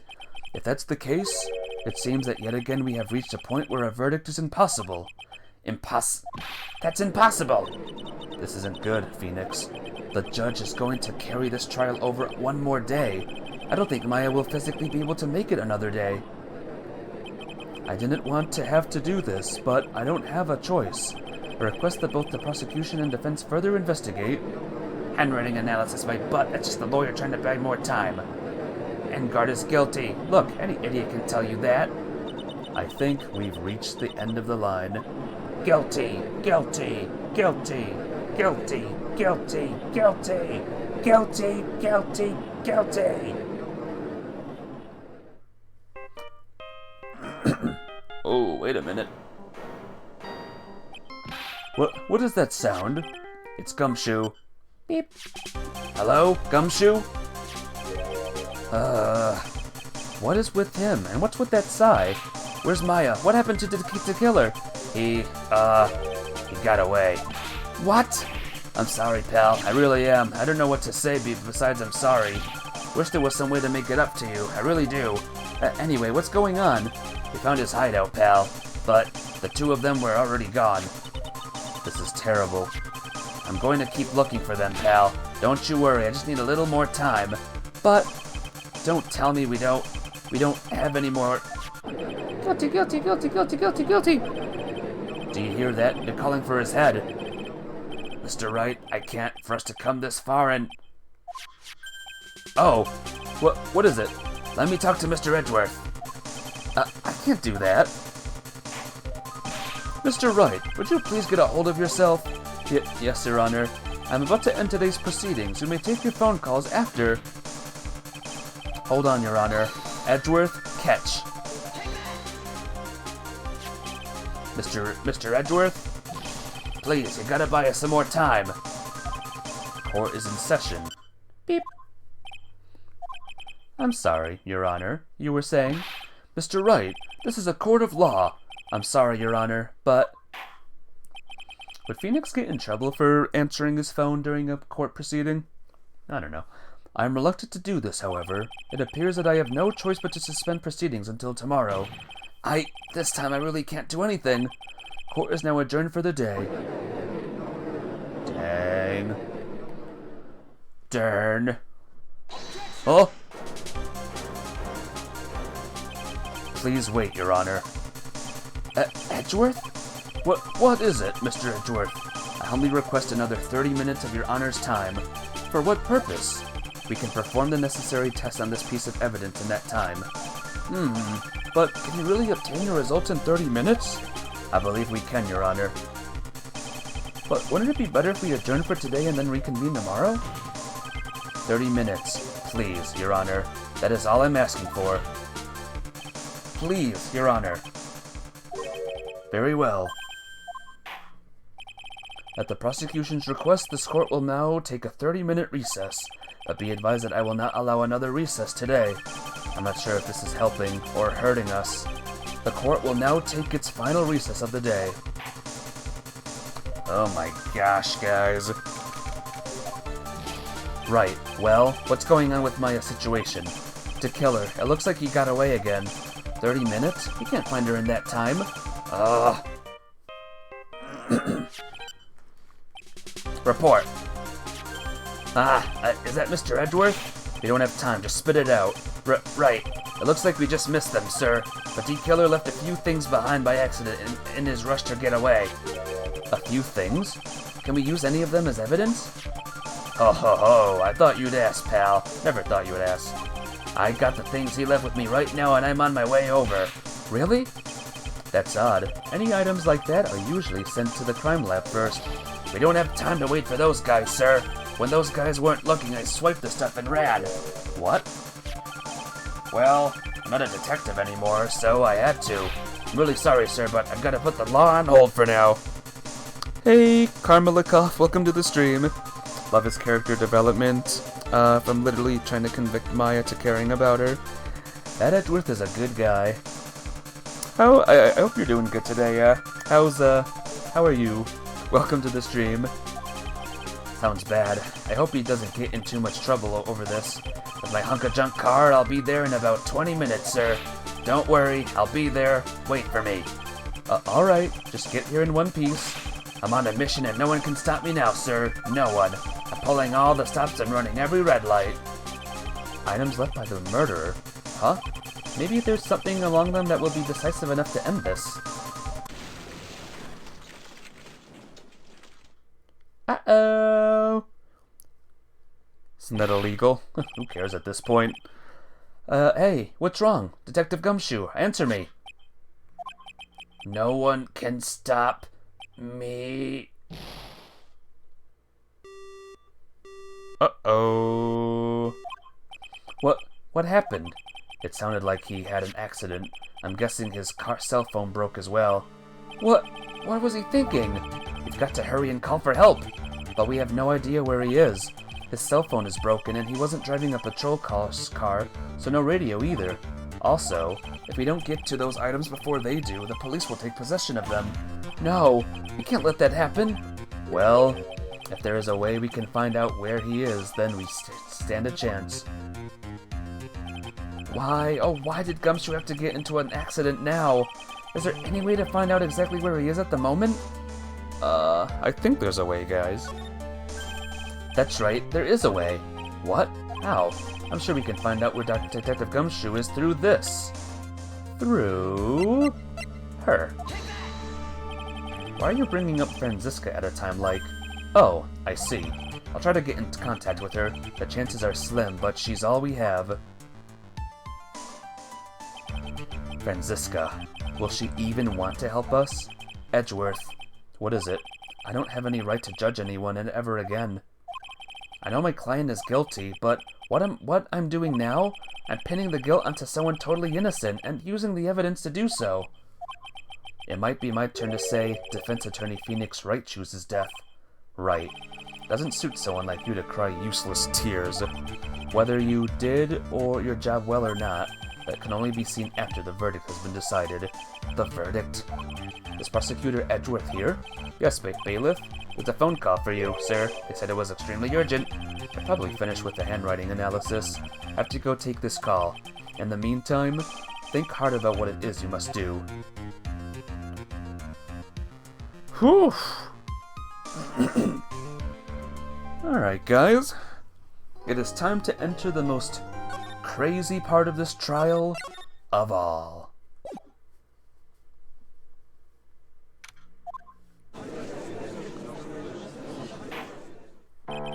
Court will now reconvene. I assume both sides are ready? Yes, Your Honor. Yes, Your Honor. I can understand the defense acting like this. However, why do you also seem distraught, Mr. Edgeworth? It's nothing, Your Honor. What's wrong with Edgeworth? It looks like something unexpected just happened to him. Now then, bruh, there is an edge of chair snapped furrow in your buttock. Well, you'll be floating in a couple seconds, Captain Ships. Now then, Mr. Edgeworth, if you could please tell the court the results of the handwriting analysis on Miss Impact's suicide note. Yes, Your Honor. Unfortunately, we have discovered that the suicide note is a forgery. What? What do you mean, Mr. Edgeworth? This note was not written by Miss Impacts herself. It is a fake. Well... Order! Mr. Edgeworth, would you care to explain what is going on? If this was not written by Miss Impacts, then who wrote it? We would need more time to do a more detailed analysis, however. It appears that the handwriting matches that of the victim, Mr. Juan Corrida. Mr. Corrida? Well. It looks like Miss Impacts never left a suicide note after all. She never wrote anything about Ungard. However, Your Honor, even though the suicide note is indeed a fake, Mr. Ungard could not have known that, and so that facts remain unchanged. Acting under the assumption that it was real, he had plotted to possess it. That does sound very plausible. This theory that Ungard has no idea the suicide note was fake. Something seemed a little wrong with it. I'm gonna save real quick, and I'm gonna back down. It's no use. Something feels wrong, but I can't put my finger on what it is. Actually, there is something I would like to ask. Mr. Edgeworth, you have stated something earlier to the effect of the defendant had spied on Mr. Corrida's private life. I believe this would mean that he would have known about the note as well? That's it. Yes, and so naturally, this means Mr. Ungard would have known that the note was a fake. Order! See here, Mr. Wright. Yes, Your Honor? I was the one who thought of that spying thing. Alright, so that was the wrong answer then.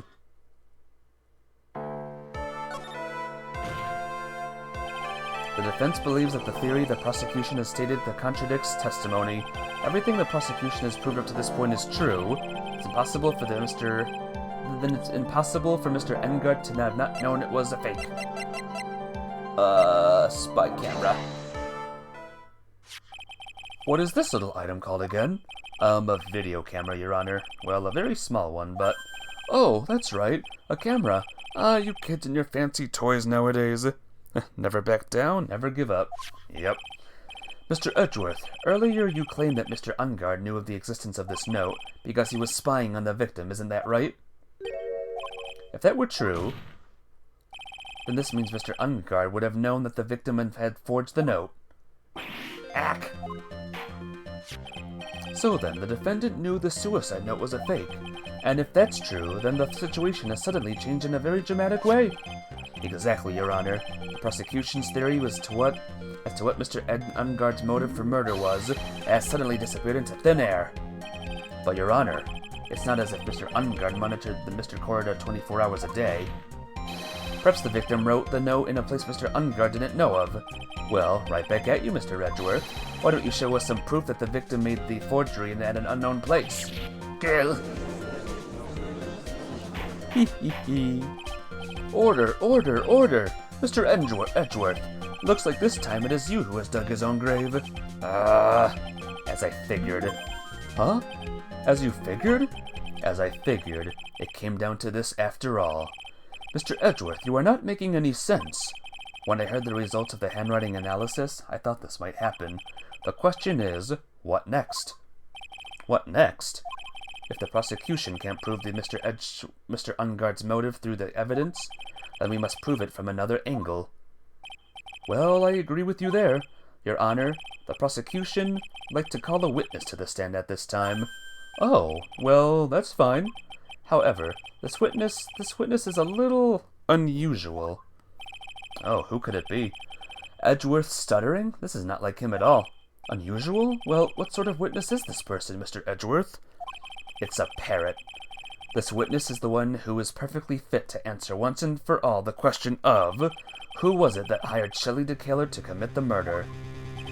That's impossible. Who in the... No such person exists who can answer that question with such certainty. Yes, Mr. Edgeworth, who is this witness? Yes, go on. Who is it? The man himself. Mr. Shelley DeKaler. Oh, Mr. DeKaler.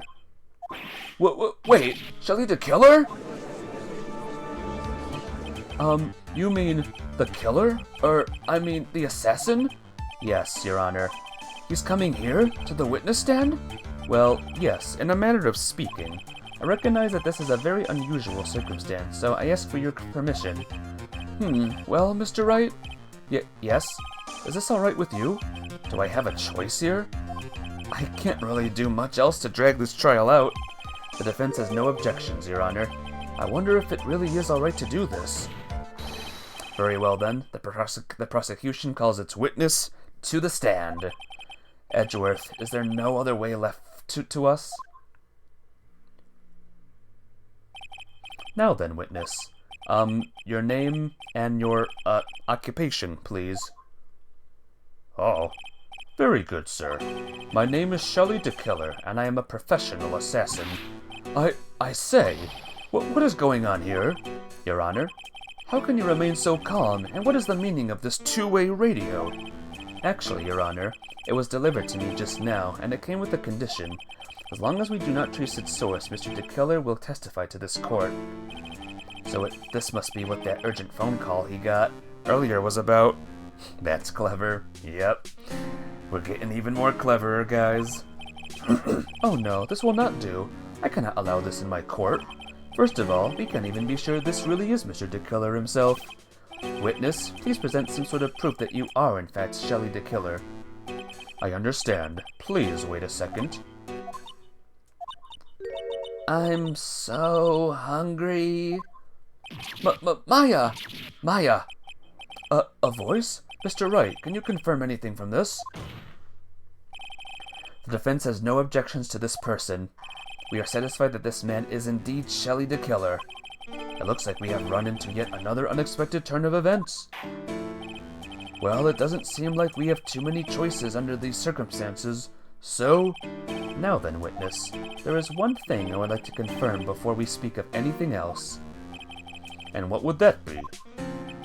At the request of a client, you killed Mr. Juan Corrida, is this correct? It is as you say, I did indeed kill Mr. Corrida. Go. Now that we have answered that, let's move on to the name of your client. Very well.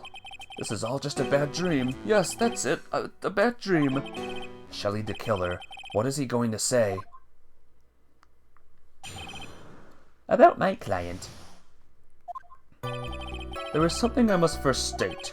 To an assassin, nothing is more important than the trust between a client and himself, and that is the reason I am here today on the witness stand. It is my wish that you grasp this concept before I give the name of my client. Mr. DeKiller seems to be a very clever man. I'd almost say he seems to be mocking us. While he may appear to be our enemy, Your Honor, Mr. DeKiller is only stating the truth. He is no hypocrite. He has always stood by this one belief. You mean about this trust between his clients and himself thing? It seems to be a level of trust beyond what people like me can comprehend. Well, Mr. Wright, are you ready to cross-examine the witness? Yes, Your Honor. There's no way to know what's coming next, so stay cool and collected, Phoenix. Alright, here we go. To an assassin, nothing is more important than the trust between a client and himself. The trust between you and your client? I provide my services in a fast and efficient manner. In exchange, I trust that my clients are discreet about me and my identity. If too many people knew my face, it would be quite troublesome. And that is why you're testifying in this manner? This is the first time one of my clients has ever been accused of murder. I must preserve the D-Killer name so my clients can trust me. But couldn't someone stab you in the back and break your trust? It has never happened before, but if it ever did... yes? That person wouldn't be my client for very long. They would certainly... But that's enough. Please, no more. Very well. It was only a hypothetical anyway. And that is the reason I am here today on this witness stand.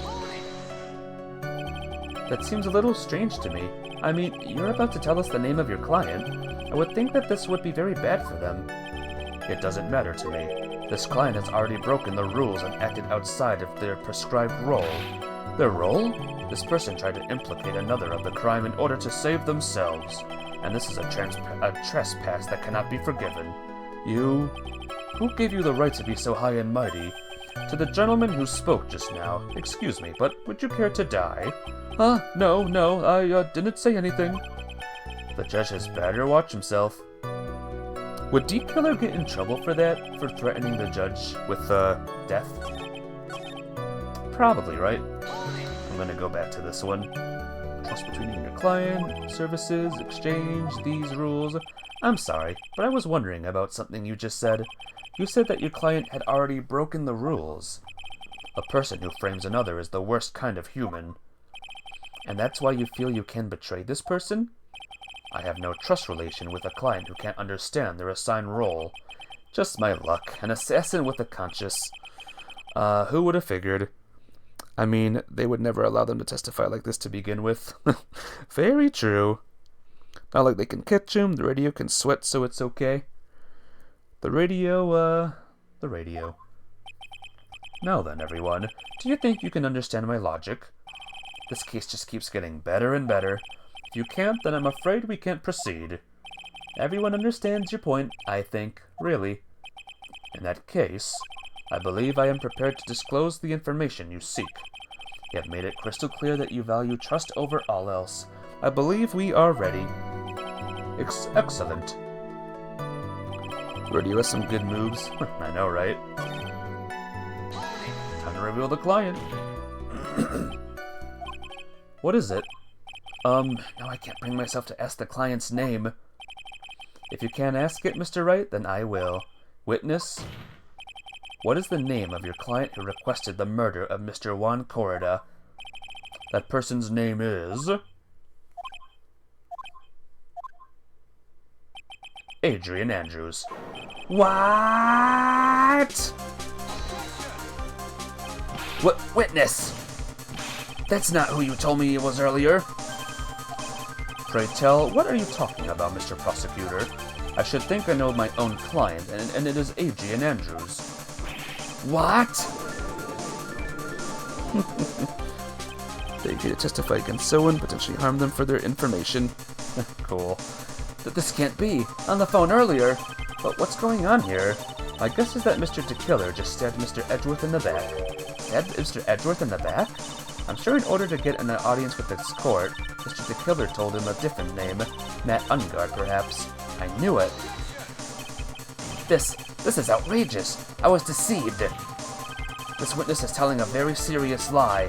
But you were the one who summoned this witness. You, Shelley the Killer. My testimony is the truth. The defendant at the moment is Matt Ungard, am I correct? All I wish to do is help procure his acquittal. Wow. All of a sudden, it feels like we can actually win this. Yeah. Yep, now it's getting even crazier. The prosecution has failed to provide a motive and has instead provided that the suicide note was just a forgery created by the victim. Furthermore, there is a possibility the defendant himself knew it was a fake. But most definitive of all, we have heard from the assassin himself, the name of his client. Mr. DeKiller's client who requested the murder was not the defendant at all. No. With all this evidence, it is obvious to me that this means that Mr. Matt Ungard is innocent. I seem to have caused you all a bit of confusion. Please, continue your test discussion and call me when you have reached a verdict. Bailiff, please bring Miss Adrian Andrews in immediately. What now? With the way this is going, Ungard will be found innocent. This may be our last chance to save Maya. Yeah, but Edgeworth is right. The killer is lying. And Ungard, my client, I know he's guilty. Can I live with myself if I win this? Who would have believed that the prosecution's own witness would absolve the defendant? Your Honor, the prosecution requests permission to further question the witness. Shelley the Killer is certainly lying under oath. It wasn't me. Listen, everyone, please. That testimony just now, it was all one big lie. Miss Andrews, the suicide note may have been a fake, but that man, Matt, he's the reason Celeste died. And Juan's death, it was all because he got pulled into Matt's twisted world. That testimony just now, you have to believe me, it was a horrible, horrible lie. But Mr. DeKiller himself has testified. He has named you as his client. No, that's not true. Also, there is quite a bit of evidence that points to you. The knife and the button, donning the nickel samurai costume. But that's... You even have a motive. We know that Miss Celeste Impax was a large part of your life. You wanted to follow her, and you wanted revenge against the two who hurt her. I would say you have plenty of reasons to want them both dead. No, Mr. Wright. You know the truth. Tell them. Tell them the real story. Who the real killer is. Tell them. Please, help me.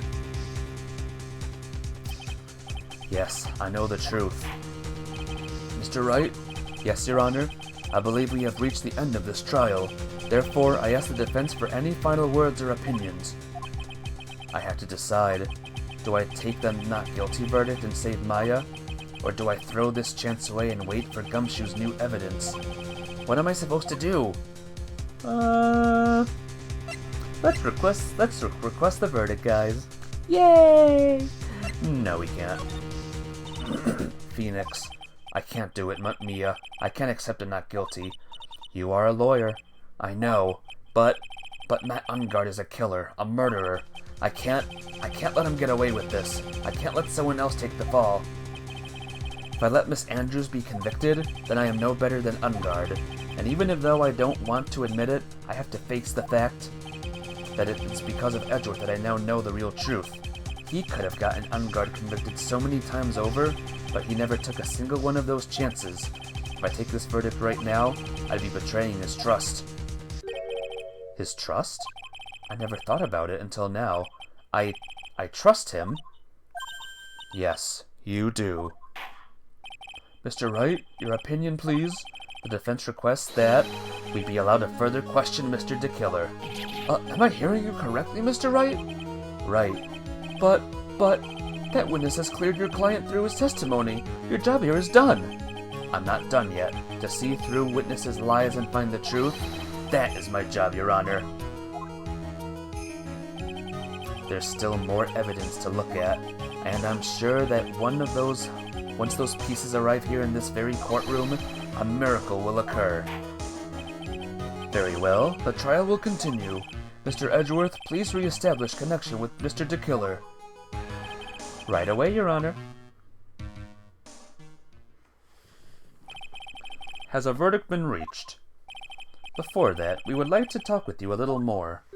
About? All you needed from me was the name of my client. What else could you need me for? Well, actually, we would like to hear everything you know about this case. That is how things are, usually done. What is he talking about? Usually done. But what shall we have him testify about now? Mr. DeKiller, if you don't mind, please testify about your client in more detail. Your legal people and your procedures. Is it any wonder no one likes to go to court? Well, here we go. As I have already stated quite a few times, Adrian Andrews is my client. However, one thing I simply cannot overlook is tampering with the scene of the crime. My client did it to frame another for the crime. While pretending to be the first person to discover the body and enter the scene, Adrian Andrews already knew from the very beginning that Juan Corrida was dead. But even more appalling is the creation of and planting of the knife and button. That act is what I was referring to when I had said my client had broken the rules. This is a most unexpected turn of events for the, 5th time now. However, this time, everything has finally been revealed. Just a second, Your Honor. Yes, Mr. Edgeworth? We still have the cross-examination to do, but you don't need to question testimony like this. Do you, Mr. Wright? Your Honor, the defense will question the witness, as if I have a choice here. Huh? Why? What this witness has said is nothing but beneficial to the defense's case. If you scrutinize the testimony, then I'll expose the lies in that oh-so-beneficial testimony, I suppose. I don't understand what's going on anymore. That makes two of us. Alright, I think there's a thing we can do immediately.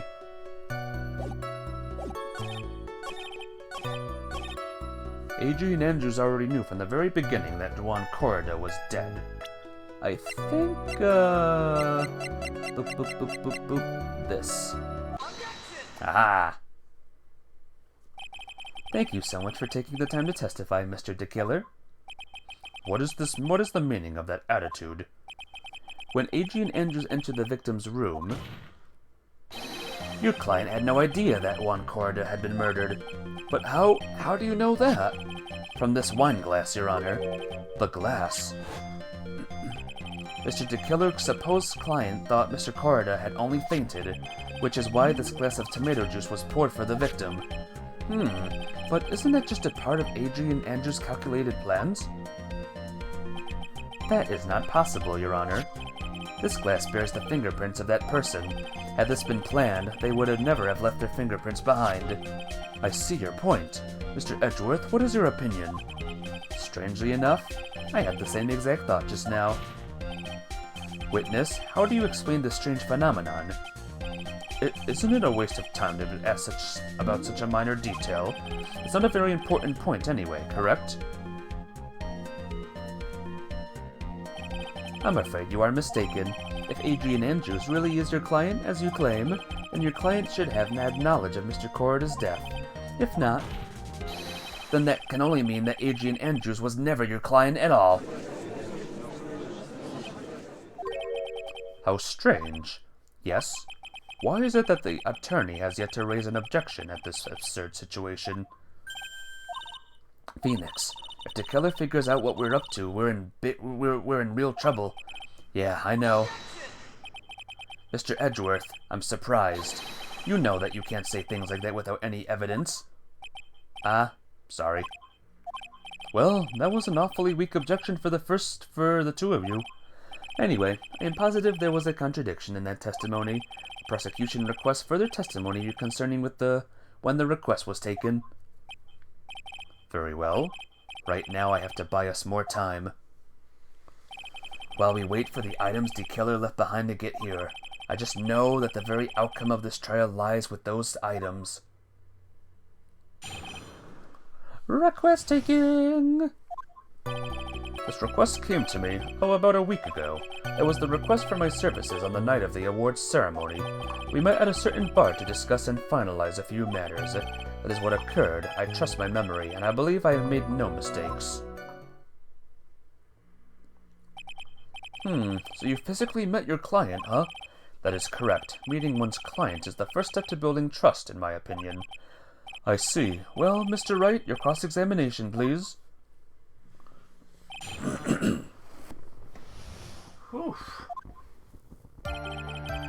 This request came to me, about a week ago. 1 week ago? Are you sure?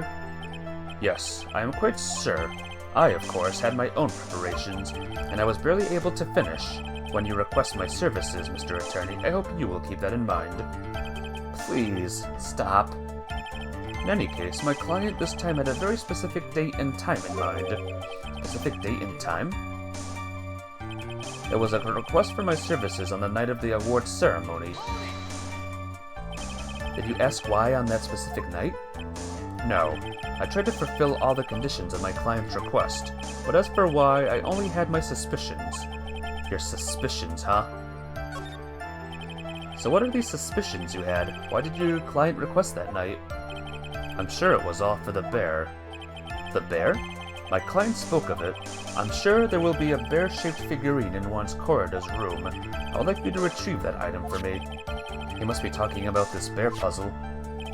Inside that figurine was a suicide note. Naturally, the victim brought it with him to his hotel room. He was planning to publicly disclose its contents at the press conference, after all. That is correct. And if I had not done the job that night, I would not have known where the bear figurine was. I see. Well, Mr. Wright, was the testimony just now of any importance? I forgot. We'll do yes for now. Testimony just now had made one thing clear, and that is... the client knew the secret of the bear figurine. Okay, so it's not right. Mr. Wright, I think all of us already knew that. Oh, really? Witness, please continue. Alright, so it's no. Press further.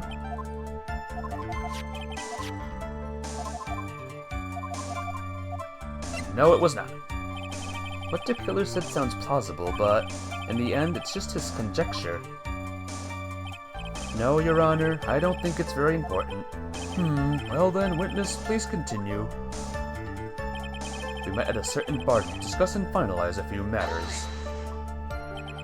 So you physically met Adrian Andrews, right? Of course I did. Of course I did. What was that? What was with the brief pause?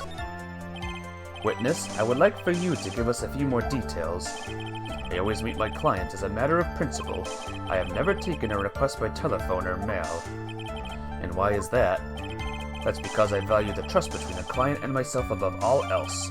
And the only way to establish that is to speak to the client while looking them in the eye. Well, Mr. Wright, was the testimony just now of any importance? Yes? Of course it was very important, Your Honor. Mr. DeKiller had met his client before the murder, then it's unlikely he is mistaken. So you're saying that his client really was Adrian Andrews? I guess so. You see, just as I said. Grr. I'm so lost. Who the heck am I supposed to be helping here? Calm down, Phoenix. Think carefully and relax. Will the witness please continue?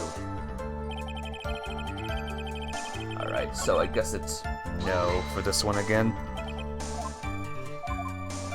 My memory of the DeKiller cross-examination is very bad. No. Why he meets his clients is not important, that wasn't the point. Witness, please stop sidestepping my questions. What do you mean by that? My question was, did you really meet Adrian Andrews in person? I have already told you, Mr. Wright, I did. It was only through talking with him face-to-face that I began to trust him. That's when I thought I can trust this person as a client.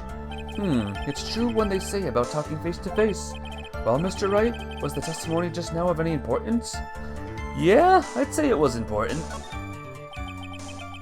If I heard what I think I heard just now, then I think I've got him. Your Honor, I believe the testimony just now was of the utmost importance. Huh? Really?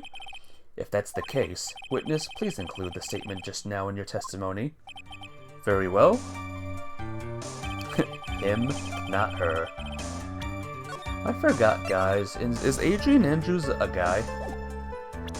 Because I don't think she is. Nice. I would like to go over this one more time. You met Adrian Andrews at the bar and took the request at that time? Yes, that is correct. And that's when you thought he was trustworthy? How many times must I repeat myself? Yes, that is correct. I'm sorry, but that is an impossible tale. What? Shelley DeKiller? You have never met the real Adrian Andrews. What? Why would you say that? Because you made one very big slip-up about her. So what is the issue? What did you say just now? About her? If you had ever met Adrian Andrews in person, one look would have told you that she is a woman. Oh! How did the radio do that? Very convenient of the translation to only refer to her by her name while the radio is there. Very convenient indeed. If no one said her at any point during this part, we would have lost. Order in the court, Mr. Wright. What is the meaning of this? This witness testified to the following, that he always meets face-to-face with his clients when taking their request. But he has never met Adrian Andrews in person. Yes, Your Honor, that is exactly the point. That means Mr. DeKiller's client could not have been Miss Adrian Andrews. Ugh. Mr. Edgeworth, I understand your logic on this one. However, why would the assassin make such a basic mistake? I believe it has to do with her name, Your Honor. Her name? Yes, Adrian Andrews is without a doubt a very androgynous name. Yes, I see. Unluckily for Mr. DeKiller, the entire time he was on the stand, no one has stated Miss Adrian Andrews' gender. And so, he simply picked the wrong gender to go with. Whoops! What? What is going on? Shelley DeKiller, this court demands an explanation. I think somehow I must have mixed up this client with another. So does this mean you remember something different now? Yes, of course. Please, if you would allow me to testify once more. Arg, I know he's just going to spread out more lies. Very well, but this time please give us the truth and nothing but the truth. Would Shelley DeKiller get in trouble for lying on the stand, guys? Yes, now I remember. I took that request by mail. There have been times when I took a job without having met my client. The request was for the murder of Juan Corrida and 2 or 3 other small things. When I saw the name at the end of the letter, I thought my client to be a man. So you took this job through a letter. He didn't mention anything about a letter in his earlier testimony. Lying on the stand in this single most constant crime in the series. Yep. Everyone should be in prison by the time this game series is over. Which means he is definitely lying. Be careful, Phoenix. If you break the assassin's testimony completely, it's over for us. I know, I can't make him suspicious, but I think we're okay. Like, we can do this.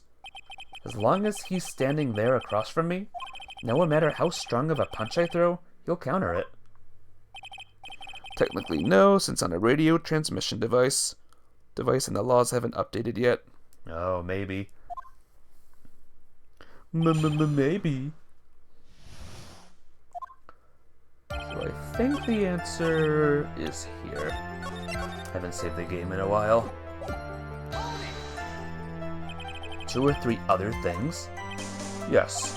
And what were these other things? A few other things that have nothing to do with this case. What should I do? Should I let him slide with that? It would be really bad if I pushed his buttons the wrong way and he got mad. Whether or not they're related to this case is for the court to decide. Mr. Attorney. Yes? Everything I have said from the beginning has been nothing but beneficial to your client, which is why I wonder what is pushing you to continue with this cross-examination.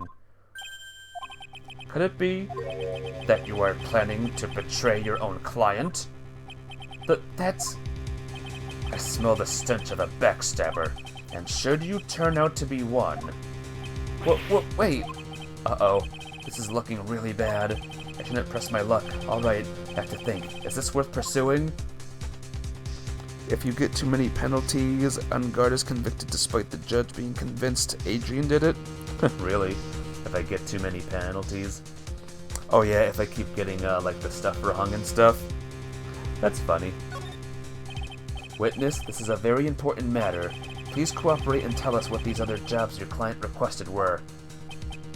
If it's truly that important, I suppose I don't have much of a choice. That bear figurine. The bear figurine? After the assassination of the target, I was to find that figurine. I was told that this job was just as important as the actual killing. And where was that figurine? It was inside Mr. Corrida's suitcase. And then, what did you do next? I handed it over to my client right away. You gave it to your client? Interesting. This information certainly sounds important to me. Witness, please include what you just stated in your testimony. As you wish. One of these was to find the bear figurine and give it to Adrian Andrews. Just in case I get this wrong, give it to Adrian Andrews. Except I have it right here. Shelley the Killer, if you had really given the bear to Miss Andrews, then this item should not have been inside it. This item? I see where you're going. Yep, that's where I'm going. Where's everyone going? Do I need to pack a suitcase? Your Honor, please think back to Miss Andrews' testimony. I was going to burn it, for her sake. If even for a single minute, this bear had actually been in Miss Andrews' hands, I'm sure she would have taken the suicide note out and burned it. This item, Phoenix, he can't see. That's a good point. Order, order, order! So that's where you two are going. So by the very fact that the suicide note was still inside the bear, it tells us that your client didn't know how to disassemble the puzzle. Which means? It means, Your Honor, that it is impossible for Adrian Andrews to be the client. Oh-ho! Order, order, order! Mr. Phoenix Wright. I'm sure I mentioned this before, how I hate traitors above all else. I think your cross-examination has clearly demonstrated something to me. You must wish to break your end of our agreement. No, that's not... That's enough. If that is your intention, then there is only one thing for me to do. Wait, please. Gentlemen, ladies, please excuse me. I have a matter that I must attend to. No, please. Not that. Please, wait. Mr. Attorney, bring this trial to a speedy end and I may stay my hand. Otherwise... Nah.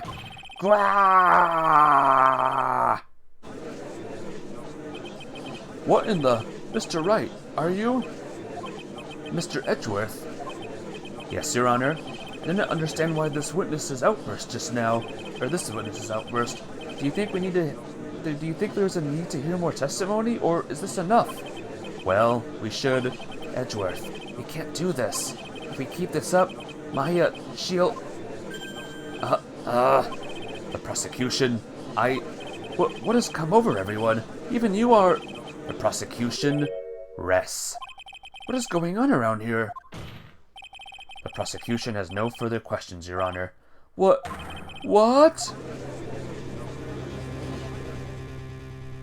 Oh dear.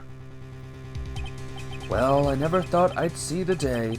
This is a most unusual situation. If the prosecution rests with the no further questions, then the prosecution has failed to uphold its stance. If that is the case, then, even though I am reluctant, I must believe that Mr. DeKiller's testimony is accurate. That would mean that Shelley DeKiller's client is Adrian Andrews. Mr. Wright? Yes, Your Honor. If I end this trial here right now, then your client, Matt Ungard, would be declared innocent, and in his place, Adrian Andrews would be charged with murder. But Miss Andrews would be charged with murder? The prosecution has no further questions, so we will now hear the defense's final remarks. Bailiff, please bring the defendant, Miss Matt Ungard, to the stand. The items from the killer's hideout didn't make it in time. We tried as hard as we could, but it looks like our time has run out. I can't believe it. The outcome now lies in your hands.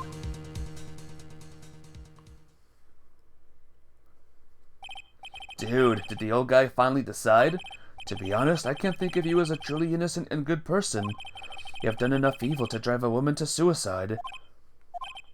But, at least on the charge of murder, it would appear you are innocent. Huh.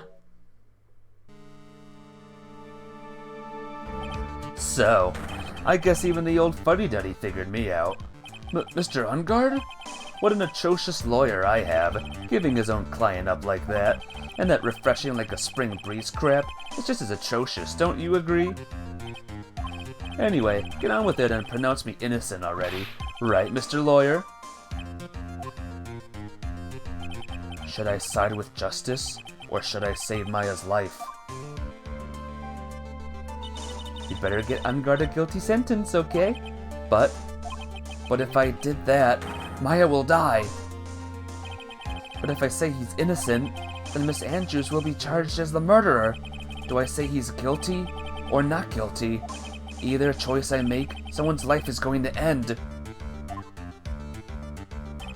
It all hinges on what I choose. Now then, Mr. Wright, let's hear the defense's final statement on this matter. If the person who hired the assassin was Adrian Andrews, then your client, Mr. Ungard, is innocent. There's no need to ask, old man. After all, my lawyer is going to say what I want, aren't you? Right. I can't do this, but I have to decide something. I can't count on the evidence to help me anymore. I have to listen to my heart. I can't do the evidence button. My client, Matt Ungard, is... What would you guys do, guys? Say like a good friend of yours was in Maya's position. Would you save your friend? Or save the person who is in Adrian Andrews' position? What would you guys do? You got to admit this is a really, absurd, ridiculous decision I have to make here.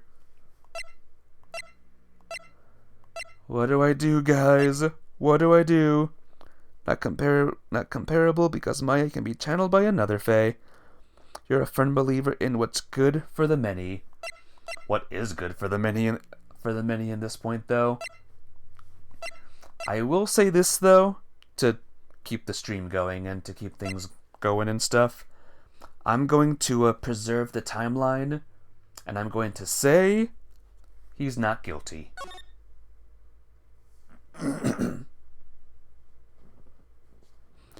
This happens when life ends or jail for 40 years. We are waiting for your answer, Mr. Wright.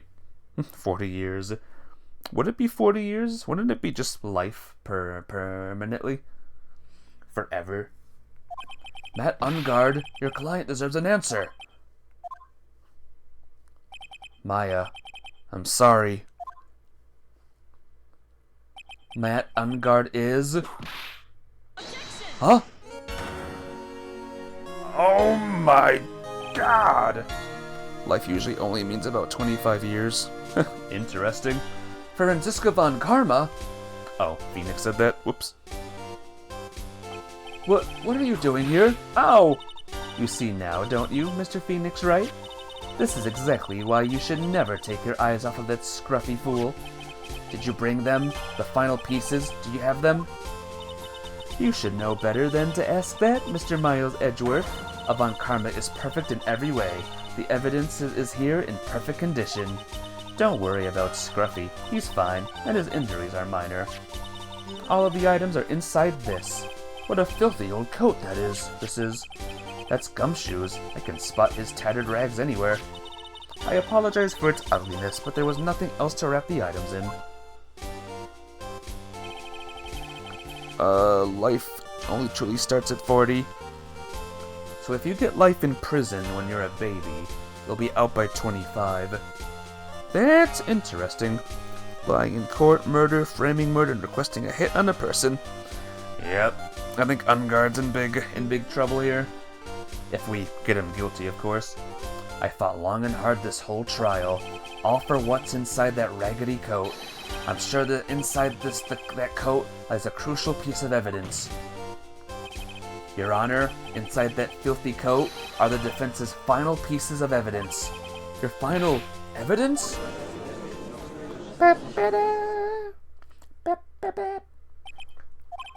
This trial is already over. All that remains is for me to hand down my verdict. I do not believe that any evidence presented now would change the outcome of this trial. What?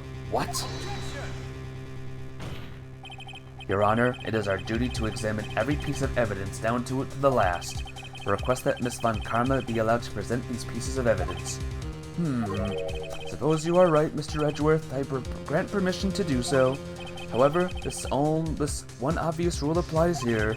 If these items do not bring up any new points, then they will not be accepted by this court. Now, Mr. Von Karma, if you please. These pieces of evidence are items left by the killer during his escape from the police. You must have been in quite a rush. Yes, Your Honor. The killer left 3 pieces of evidence. Somewhere among the evidence we're about to see, there will be something that will turn this whole situation around like a miracle. Adds another 40 to 70 years. Oh dear. That's a long time. I'm sure of it. That is all we can hope for. The first item is a pistol. Does the killer's pistol have anything to do with this case? Does that pistol have any relation to this case? We have yet to perform a ballistic test, so I can't say anything for certain. However, I believe it has something to do with this case, at least with me. It's the pistol that he used to shoot you, isn't it? That was what I believe, yes. Oh.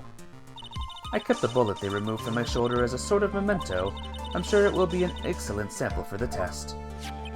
So that's the pistol that was used to shoot Franziska. It's probably not going to help us very much. The second piece of evidence is this videotape. I bet the killer took that from Unguard Mansion. Have you checked the contents of that tape? Unfortunately, there was no time to. Oh, yeah. But I would speculate that this tape is very important. Why would you say that? Because he came back to his hideout for it. Did Keller went back for it? That's right. It looks like he was trying to recover it. He injured 3 of the officers at the site. But somehow it looks like they managed to protect it from the killer. Surely the killer is no ordinary man. Sheesh.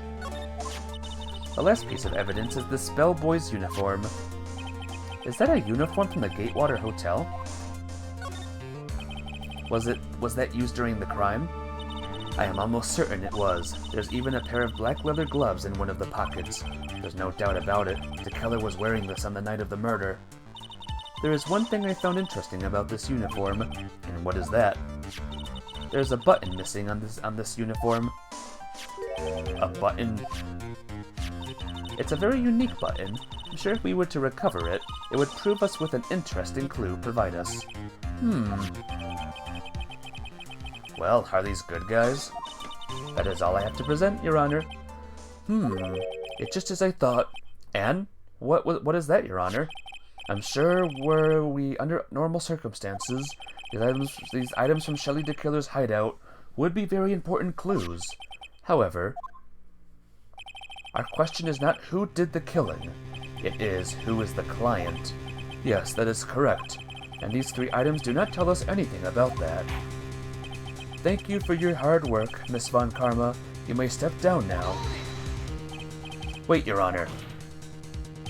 Please allow me to examine this new evidence. Overruled. This court already has all the evidence it needs to hand down a verdict. Wonderful. Absolutely splendid. This judge is such a brilliant man, isn't he? Is this the end? Phoenix. I knew it. There's no such thing as a miracle in this world, is there? I think you're wrong. I think they do exist. But you have to make that miracle happen. You've come this far. You can't give up now. But, no matter how you think about it, it's... Try. For my sake. Just think about it for a second. There are two ways out of the situation for us. Two? The first. Make Ungard wish from the bottom of his soul for a guilty verdict. Huh? The killer will always place his client's wishes first. If Ungard himself wishes to be convicted, then he will let his hostage go. That may be true, but that's asking me to do the impossible. The second way. Force the killer to end his contract with Ungard. If the killer were to no longer think of Ungard as his client, then he would let Maya go. Mia, that's even more impossible. He is a man who values his duty toward his clients above all else. I know both of these seem like impossible feats at first, but if you could make either one happen, it would truly be a miracle. The bigger problem is, the judge has already said he doesn't need any more evidence. The pieces he was just shown, he's not accepting them. Phoenix. Think things through from the other side. Isn't that what has always worked for us? The other side? Wait, does she mean? You mean to turn things around? Phoenix, the judge says he doesn't need to see the evidence. If that's the case, then who does need it? The person who needs the evidence? The defense, prosecution, and the judge. We have seen all the pieces of evidence, and that is how we have come to know the truth. But there is one person who has yet to see them all, and that person does not know the truth. That truth, it may be what will bring about the miracle in the end. There are no objections this time, correct? Now then, I will pronounce my verdict. Why don't we all respectfully sit back and listen, kids? I have already told you, Mr. Wright. This court does not need any more evidence. I am not saying it is us that needs the evidence, Your Honor. Then, you want to show the evidence to that person? Yes, Your Honor. Please, Your Honor. Mr. Wright, for you to ask with such passion, I will grant you one chance. What? One chance. Please show your evidence to who you think is the right person. What do you think it is, guys? Who's the right person? And what's the evidence? What do you think? That's impossible. To turn the situation around in one try? One try. That is all I will permit. I have to try to remember everything that has happened up to this point. Think, Phoenix, think. There must be a way to save Maya while taking Ungard down at the same time. Hello, Edgeworth. Take a look at my attorney's badge. Yep. Now then, Mr. Wright, let us waste any more time. Alright, one more save. Who would you like to show evidence to? I want to show evidence to Pearl Fay. I see. And now, tell this court what one piece of evidence you would like to show this person. I want to show her the card, because she's the real killer. Well, what do you think, Mr. Edgeworth? I don't have anything to say to this. How about you, Miss Von Karma? Well, I was just shot, so I'm afraid I cannot allow the defense to continue. What? No one understands what you are talking about anymore. What? Wait, please, one more chance. That is enough, Mr. Wright. I will now state my verdict. This court finds the defendant, Matt Ungard, not guilty. Woo! We did it, guys. That is all. This court is adjourned. It was fun. And just like that, the case came to an end. I ran away from the courtroom and wandered the streets alone. I never saw Maya again. The killer is a man of his word, so I'm sure he released her as promised. I heard the verdict of Miss Andrews' trial a few days later. She was found guilty, of course.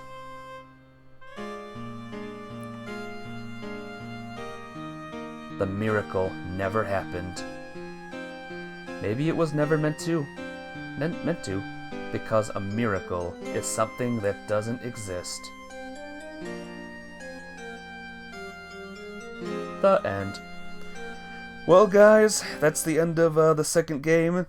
Thank you so much for watching. I hope you enjoyed.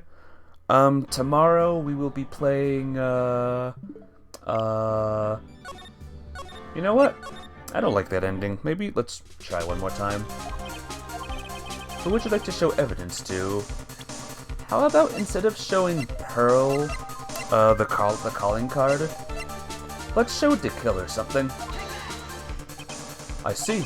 And now, tell this court what one piece of evidence you would like to show this person. How about the videotape? Yeah. Well, what do you think, Mr. Edgeworth? I think there is some merit in showing this evidence to that witness. Bailiff, please bring in the transceiver from earlier. Alright, it looks like I managed to convince him. Maya, she's okay, right? Didn't I tell you to concern yourself with bringing about a speedy end to this trial? Now, if I understand correctly, you wish to show me one piece of evidence. Yes, one is all I need. I have here a videotape. It was found at your hideout. I had heard you injured 3 officers in your attempt to get this back. That was most regrettable. However, it was an order from my client. I was told to protect that videotape. I thought so. I'm afraid it seemed to have failed in that regard. Do you know the contents of this tape? I was sternly told by my client to not watch it, so I have absolutely no idea. Actually, you were on this tape. Me? There was a video camera hidden at the crime scene. Your actions were being recorded. What? Is this true, Mr. Wright? Who was it that planted a camera? Well, the only person who could have placed a camera at the scene of the crime would be your client, naturally. That was Adrian Andrews. Be quiet and listen, Your Honor. Yes, sir. Your client specified a place and time for you, isn't that right? Yes. Yes. That was so they could film you. I had no idea. Mr. Wright, why would my client do such a thing? I would like to know why. Why didn't that unguard film the crime scene? The reason why he did this is my ticket out of this whole mess. There's only one reason why your client would secretly film the crime scene. They wanted blackmail on you. Your client once told me something very interesting. We were talking about you, and this is what they said. But I'm no weakling. I don't believe anyone, least of all assassins. Oh, come now, Mr. Wright. Assassins aren't above blackmail. Yes, that's where the video comes in. With that, I can keep him at bay and even blackmail him if I want. Yep. Your client didn't trust you at all. They were thinking of using this video to blackmail you. What do you have to say to that, Shelly the Killer? Yeah. Oh-ho! It looks like I was being deceived from the very beginning. Yes, by a natural. That is the kind of person they are. Your client is a person who only thinks and plots for how to use the people around them to protect themselves from any and all dangers that may arise. That is the true nature of your client. I have one question for the witness. Yes? You told us one thing numerous times during your testimony. You said that you detest traitors most of all. Yes, that's right. But what if that traitor was your own client? What would you do then? That's obvious. I would break our contract in that case. And then, that client would become my next target. For the honor of the D-Killer name, even if it takes an eternity, I would follow that person to the ends of the earth to exact my punishment. Hoo hoo hoo.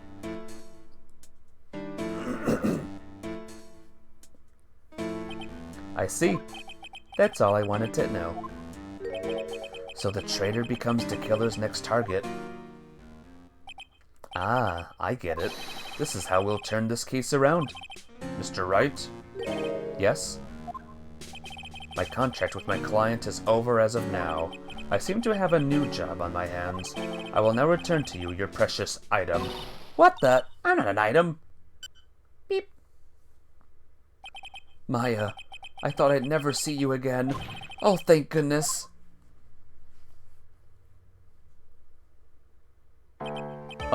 This trial appears to have come to its conclusion. However, I am sort of... I don't quite know what just happened there with the client and the witness and... Miss Von Karma, where did that... She always has you in her sights. Now, I do believe it's time to finally hand down a verdict. Haha, look at him now. Mr. Ungard, it looks like somehow you got what you wanted. You will finally receive the acquittal you wanted so badly. You should be happy. But before that, I would like to make one final statement. Sometime in the near future, one very betrayed assassin may appear before you. Needless to say, that man is very good at what he does. I'm sure you would understand by what I mean if you watch this video. Help me. Now then, Your Honor, the verdict, if you please. Is this alright with you, Mr. Wright? We have finally reached the end of a very long battle. Whether he's convicted or acquitted, there is no escape for him now. Go on, Phoenix. Lead whichever way your heart tells you. Right, Chief. I should do guilty, but, I like this one a lot better. So, congratulations, Mr. Matt Ungard. Please make sure to savor every moment of what little time you have left, Your Honor. And as always, the defense pleads not guilty. Very well. This court finds the defendant, Matt Ungard. Oh. Please, wait. What's the matter? If I get a not guilty, I'll be killed. I'm... No! Guilty! Guilty! Guilty! Guilty! Guilty! Guilty! Guilty! Guilty! Guilty! Guilty!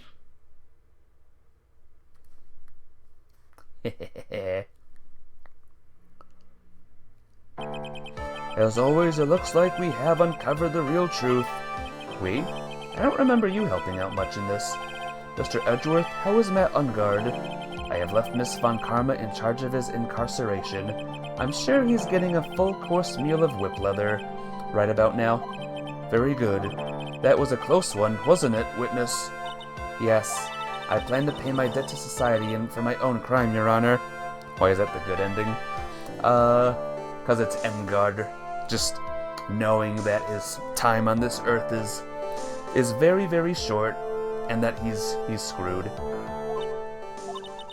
It's more satisfying. It's less good ending and more of a satisfying ending. The first time I was called to the witness stand during this trial, all I felt was despair. She must be talking about the time Edgeworth was really went after her. I guess she's trying to forgive him for what he did. This witness, how should I put this? She has an illness. If you're going to say you would choose death, that is of no concern to me.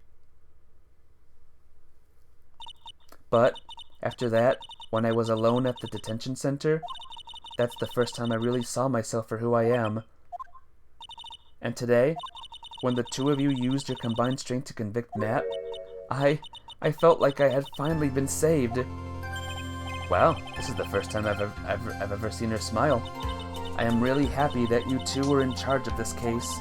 I really don't know how to express how I feel at this moment. This is the first time I felt comfortable with myself, with who I am.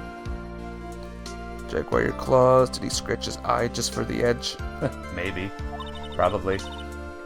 Thank you so much, everyone.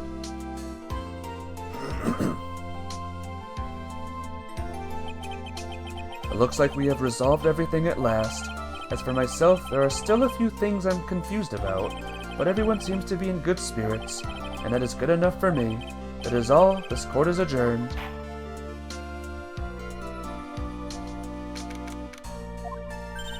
You were great out there, Phoenix. What I did out there was right, wasn't it? This is the first time you've not gotten your client off. You've got them a guilty verdict this time, but you have to look past all that to what's really important. You now realize that there is something more than just getting a not guilty, right? Yes, I understand now. Phoenix, think back for a second. Think to the moments before Miss Von Karma arrived with the final pieces of evidence. Think about the incredible decision you had to make. Now then, Mr. Wright, let's hear the defense's final statements on this matter. I can't count on the evidence to help me anymore. I have to listen to my heart. Should I side with justice, or should I save Maya's life? My client, Matt Ungard, is... guilty as F. Is he guilty, or is he not guilty? Those were your choices then. What an ending. I know, right? Those were your choices then, and your answer? Your answer spoke to what being a lawyer means to you. Right. Edgeworth! I have a good news. Maya is now safe in police custody. Really? But Pearls, you're telling us the truth, right, Mr. Edgeworth? Yes, she's quite safe. She is on her way here as we speak in a patrol car. Ah, Mystic Maya's safe! You did it, you really did it, Mr. Nick. Ow, she punches deceptively hard for a kid. I believed in you. I kept saying to myself, Mr. Nick will save her, Mr. Nick will save her. Well... thanks. Oh, what's wrong? Miss Von Karma. About earlier. Thanks. Ow! Why are you still smiling, Mr. Phoenix Wright? You lost. Your perfect win record has now been crushed, and yet you are still happy? I don't think you'll ever understand, Miss Von Karma. How dare you? Don't worry. She may in time. After all, I was like that myself until just a year ago. Edgeworth, for my own personal victories and for guilty verdicts. I used every dirty trick in the book, and so my win record remains spotless. But a man appeared and stood fast against that selfish me. I fought him in my usual manner and tasted my first defeat. I felt like I had lost everything because of that. And then... it was my turn to sit in the defendant's chair. And I was saved by that person I called my enemy. I couldn't forgive myself for all that happened, so I left the prosecutor's office. Bye! And I left that note, Prosecutor Miles Edgeworth chooses death.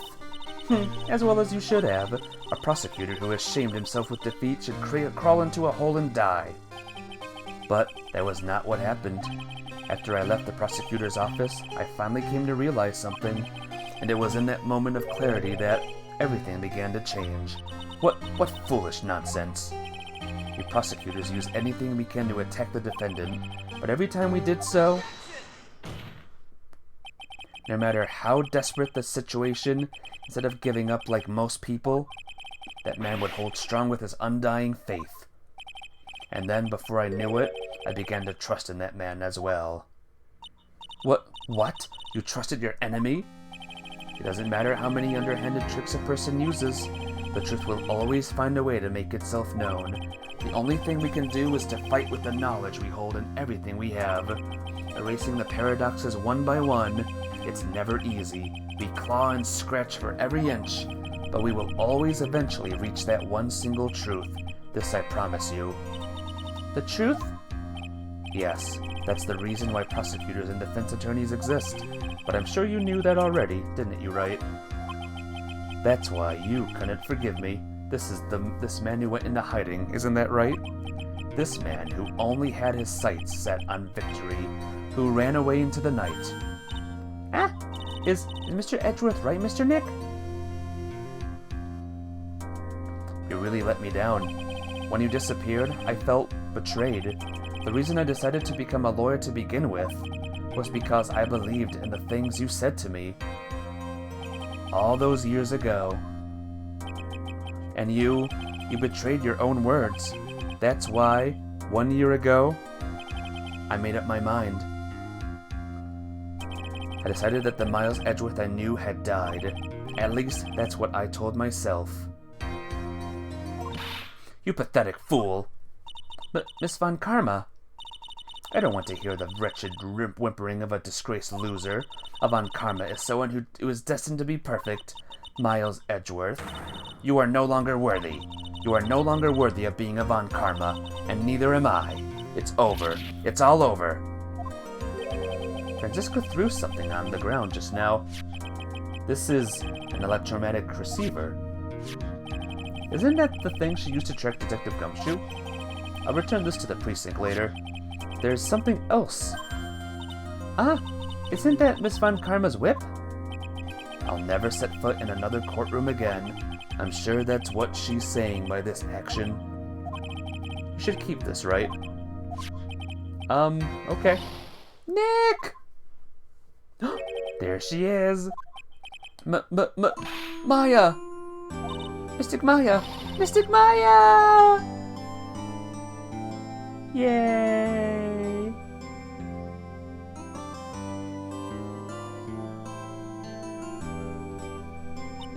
Oh, Nick, I knew you would come through. You got on guard convicted like I knew you would. And on top of that, you even rescued me. Well, of course I did. You know I would never desert you. But we sure pressed our luck this trial. You're really lucky to be standing here. Whatever. Look, it's over, okay? Besides, if I did croak, I would just come back and haunt you like a bad ghost through Pearly. Is it really that easy to do something like that? Thanks a lot, Nick. Don't mention it. Maya. Oh, Mr. Edgeworth. I'm relieved you're alright. Hey, looks like you've made some real progress, Mr. Edgeworth. Well, I suppose I'm a little different from who I was a year ago. Heh. Growl? Yep, Maya's here. Her stomach is barely here, though. Alright, I think it's time we got out of this depressing place. Huh? Where are we going? Food, Nick, food! Grub, chow, I'm starved. So hungry, even you look like a nice juicy burger on the bun to me, Nick. You think I look like a burger? I'm a prime rib, at least. Come with us, Mr. Nick. Mr. Edgeworth, please. If you insist. Alright, so how about we hit up our usual burger joint? Don't be silly, Nick. Huh? This case messed up that awesome evening and got in the way of my gourmet food. So I decided that we have to make it up by having another feast. Another feast? Come on, Nick. Food! Back to the Gatewater Hotel we go. Hey, pal. Sorry to keep you guys waiting. Gumshoe, are you alright? Yeah, but I'm really embarrassed. Didn't think I would hit a telephone pole of all things. A telephone pole? Then it wasn't a red light that got him? You did it again, city boy. I felt like my dear old heart was gonna give out on me, and I ain't joking. Yeah, it was more exciting than the very last episode of The Steel Samurai. But, thanks. Now looky here, Mr. Snooty Prosecutor. Don't you reckon you bullied Mr. Wright too hard? If you don't start being a lot nicer to him, he might just kick it. Tonight, even. I'll keep that in mind. Well, come on now. Everyone gather round. Y'all are getting your picture taken by a genuine professional photographer. Looks like Lotta bought herself a new camera. Well, pal, at least we can put this messy case behind us now. Come on, tonight's all about eating. Let's go chow down, pal. Amen to that, pal. Amen. You know, when you think about it, you were the one who saved the day, Detective. Huh? Me? You really think so? He's right. If it wasn't for the 3 items you took, I think this trial would have had a very different ending. Ah, well, you know, it's... Huh? Wait. That's odd. When I ran off with the things from D Killer's hideout, I was sure I took 4 things in total, sir. What? 4? Yeah, I'm sure I put one of the items in my coat pocket. There was a 4th item? Aw, come on, y'all. It's over.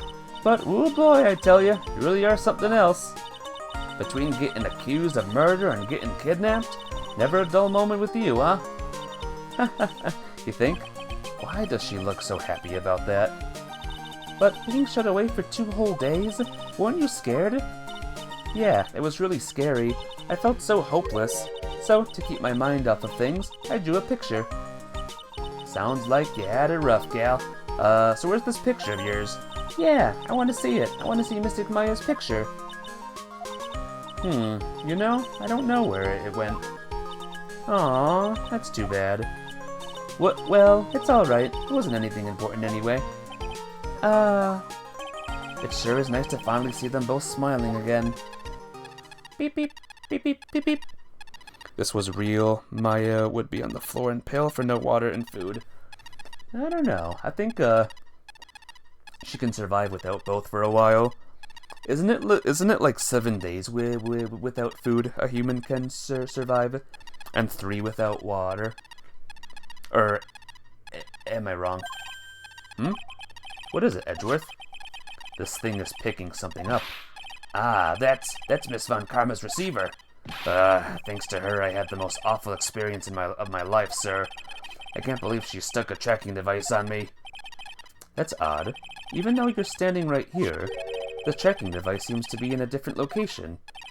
Oh, it's probably busted or something, sir.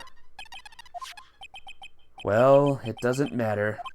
I'm afraid it's about time for me to excuse myself. Still have some work to do. Huh? But, Mr. Edgeworth, you haven't eaten anything yet. And you've eaten way too much, you glutton. 3 minutes without air, 3 days without food, 3 days without water, 3 days without food, and it will be 3 miserable freaking weeks. I bet. I had fun tonight. Now if you'll excuse me. Wait. What? I just want to say thanks, Edgeworth. You really saved me out there. If anyone should be saying thanks, it should be me, right? I feel like words alone aren't enough here. I wonder if there's anything I can give him to express how I feel. Like maybe a whip. What's this? Thank you. It's all thanks to you two. You and her. You don't need to thank me. I was only doing my job. It looks like Mr. Edgeworth has left, Mr. Nick. Hey, Mystic Maya. Yes, Pearly? I guess you two can go back to being lovey-dovey, right? You and Mr. Nick, I mean... Pearly, would you cut it out already? You're embarrassing me. She spent quite a lot of time as Mia and has never established how channeling affects hunger. I don't know if it affects hunger at all, to be honest. But it could. Anyway. So, who's paying for this lovely dinner party? As if you need to ask, everyone say thank you to Nick. Huh? Ah, yeah. I'm kinda at the point where I can't even buy instant noodles, pal. So I kinda already put your name on the bill. Huh? Huh? Yeah, I got me a situation just like that myself. There's this camera shop in this hotel, see? And I just bought myself this good old beauty here. It'd be anyhow for $3,000. Huh? Huh? Huh? Actually, I reckon you bought it for me since it's on your tab and all. Huh? Huh? Huh? Huh? Isn't this great, Mr. Nick? Yeah, Nick. Why do I suddenly feel like screaming? Aw, you don't need to hold back now, you hear? Yeah, pal, time to let it all out. This is going to be the first time I hear the real you. Go on, it's been a while since I heard you say it. I've been busy being a hostage and all. Alright then, if you say so. And that is the second game, guys. There's only 4 cases, but goddamn are they good. You really came through for me, Nick. I had to hide that letter, but I knew you'd find it. I really feel like I've been living on the edge lately. I mean, I've escaped death 3 times now. Pretty cool, huh? I feel like a pro. What did you guys think of this game? Of Justice for All, the second game? Whew. I'm so happy that you could save Mystic Maya, Mr. Nick. And I'm so happy for the 2 of you.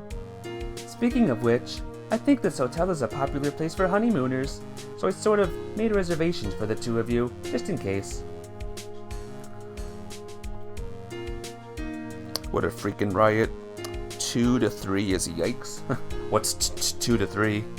What does that mean? Well, pal, looks like I'm back on the force again. Mr. Edgeworth had a long talk with the chief, and he got me reinstated for my sake. Heard he said things like, letting that one go is bad for all of society. I knew it. Crashing headlong into everything is the only way to live, pal. Oh, case 3 of game 2. Oh, I like that one. That was another fun one. Masterpiece, you say, D. Williams? Roller coaster. I, Maggie Bird, am retiring this uniform as of today, sir. I'm going to be a waitress from now on.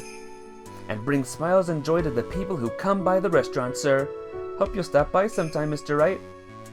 Good luck with that. Do I hear Christmas bells in the background music? In the background song?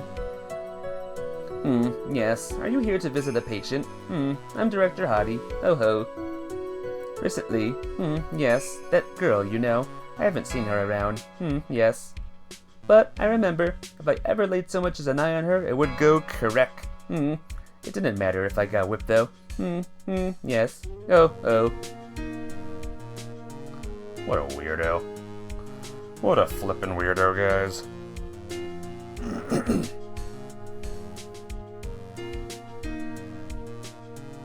It's time to begin our quest for world circus domination, sweetie. And to let the world know we are serious, I plan to make a fabulous flight to Zimbabwe. Hey Max, what do you think Zimbabwe is like? Do you think there are castles made of cake and bunnies who can talk? I think if there are any talking bunnies, even they won't laugh at Moe's jokes. Speaking of the third case, there's some of the peoples. There's some of the circus dwellers. I'm ready. There's no way these jokes are gonna fall on deaf ears. I'm going to be more contemporary with my humor. Mo Curls represent. You've got a new act all worked out. Prepare for the Hallelujah chorus. Say something, will you? You're supposed to start this off. Get on with it. Pearl's your favorite. Little Pearl. She is one of my favorites too. What's this? Drat, it's just an ordinary electric razor recharging on its stand. I can't believe this. Really, how long do they plan on making me do this? But it's Edgy Poo's idea, so it means it must have a deep hidden meaning. But why do I get the feeling they wouldn't forget about me, would they? It was never like this in the old days. Everyone thought the world of me. They used to call me Queen Wendy, and she made like royalty, and the men who heard about this are gonna feel a pain in my heel. Yes, they're gonna feel a burn. And speaking of burn, they must fight for it because of that. They really showed that scenery would burn right down because a huge take that. Oh, that lady. That old bag, am I right?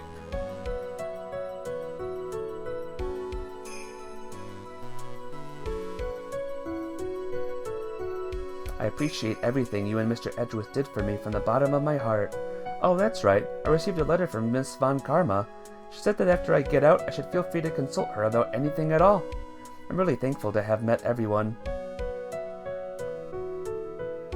That's nice.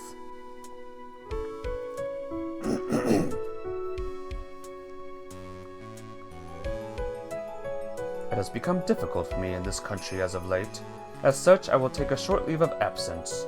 If you would like to request my services, please be sure to visit my homepage, and we both be blessed with longevity.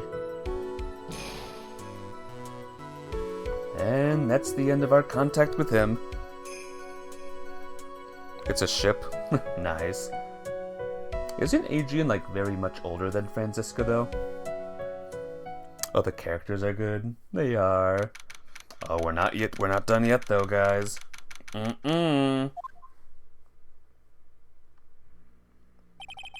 Where are you going, Franziska? How did you know I was here? With this. I heard you were planting things on a certain person. Things like tracking devices in his coat, for example. That's just like you. I only planted it there because he was always wearing it. This filthy drab coat of his. I don't know how it ended up in my luggage, but it's going in the trash, I promise you that. Oh, that's right. Speaking of that man, he told me something very interesting. When I ran off with the things from D-Killer's hideout, I was sure I took 4 things in total, sir. 4 things? It seems he put the last one in his coat pocket. He put it in here? It doesn't matter anymore. The case is already over. What are you going to do now? That's none of your business. Are you running away? Shut up! You don't understand a thing. You can't possibly understand what it means to be Manfred von Karma's daughter. Franziska. So many expectations from everyone around me. Expectations I must fulfill. I'm expected to win no matter what. And failure? Such a thing is not an option for me. My father was a genius. There's no doubt about that. But me? I'm no genius. I've always known that. But I had to be one. I had to. You may not be a genius like your father, but you are a prosecutor. You have been and always will be. No, I'm not. Not anymore. I've even thrown my whip away. Speaking of that, Wright gave me this to hold on to. Right? You knew something like this would happen, didn't you? I'm going to say this again. We prosecutors do not fight for personal honor or pride. I hope you will think deeply about what you should be striking down with that whip. You haven't changed a bit. You've always left me alone and walked on ahead without me, Miles Edgeworth. I've always hated you.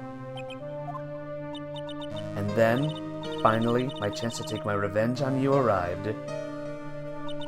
If I could win against that man, if I could make Phoenix Wright bow down in defeat, then this girl you left behind would have risen higher than you. That was supposed to be my revenge. I see. You know, I can't do it. I can't change who I am. I can't throw away everything I've been until today. I believe you can, just like how Adrian Andrews did. Adrian Andrews? You were going to use her during the trial, right? But you were dependent on your father by using his tactics, isn't that right? Today, you chased after me after I had left you behind all these years, and that's why we're standing here now, side by side. But I have no intention of stopping. If you say you are going to quit your walk down the prosecutor's path, then this is where we part ways, Franziska von Karma. There's Jenny. I am Franziska von Karma. Don't think I'm going to walk in your shadow forever. Our battle begins now. So you had better prepare yourself, Miles Edgeworth. And I give Jenny a boot to the head. And one for the whip.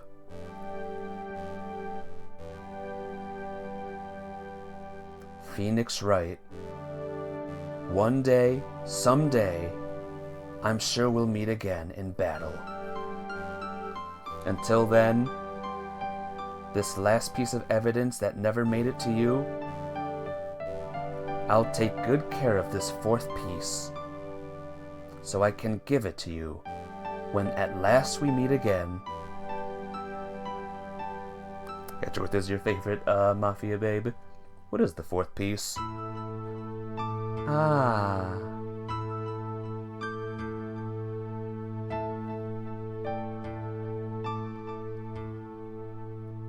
That's nice. Well, that's the end of that, guys. I hope you liked it. Game 2 is very good. I like Game 2 a lot, and I hope you guys liked it too. And I hope, more importantly, you know why that's my favorite case now. It's so action-packed and D-Killer being there and stuff. Well, as you know, guys, this collection I have is a trilogy. So once again, we're not done yet. Next week, guys, we are going to be playing the 3rd game. Can you believe that, guys? There's a whole other game to play. One more game. Trials and Tribulations. So, next week, I hope you look forward to that. But of course, there's always tomorrow. Hogwarts Legacy is all done. It is complete, and it is all done. So, we will be returning to Pokemon Violet for the final thing in that game. But yep, look forward to that tomorrow, and look forward to a lot of crazy things next week. Oh yeah, Among Us is also tomorrow, but don't worry about that. Anyway, thank you all for stopping by. Hope you had a good time.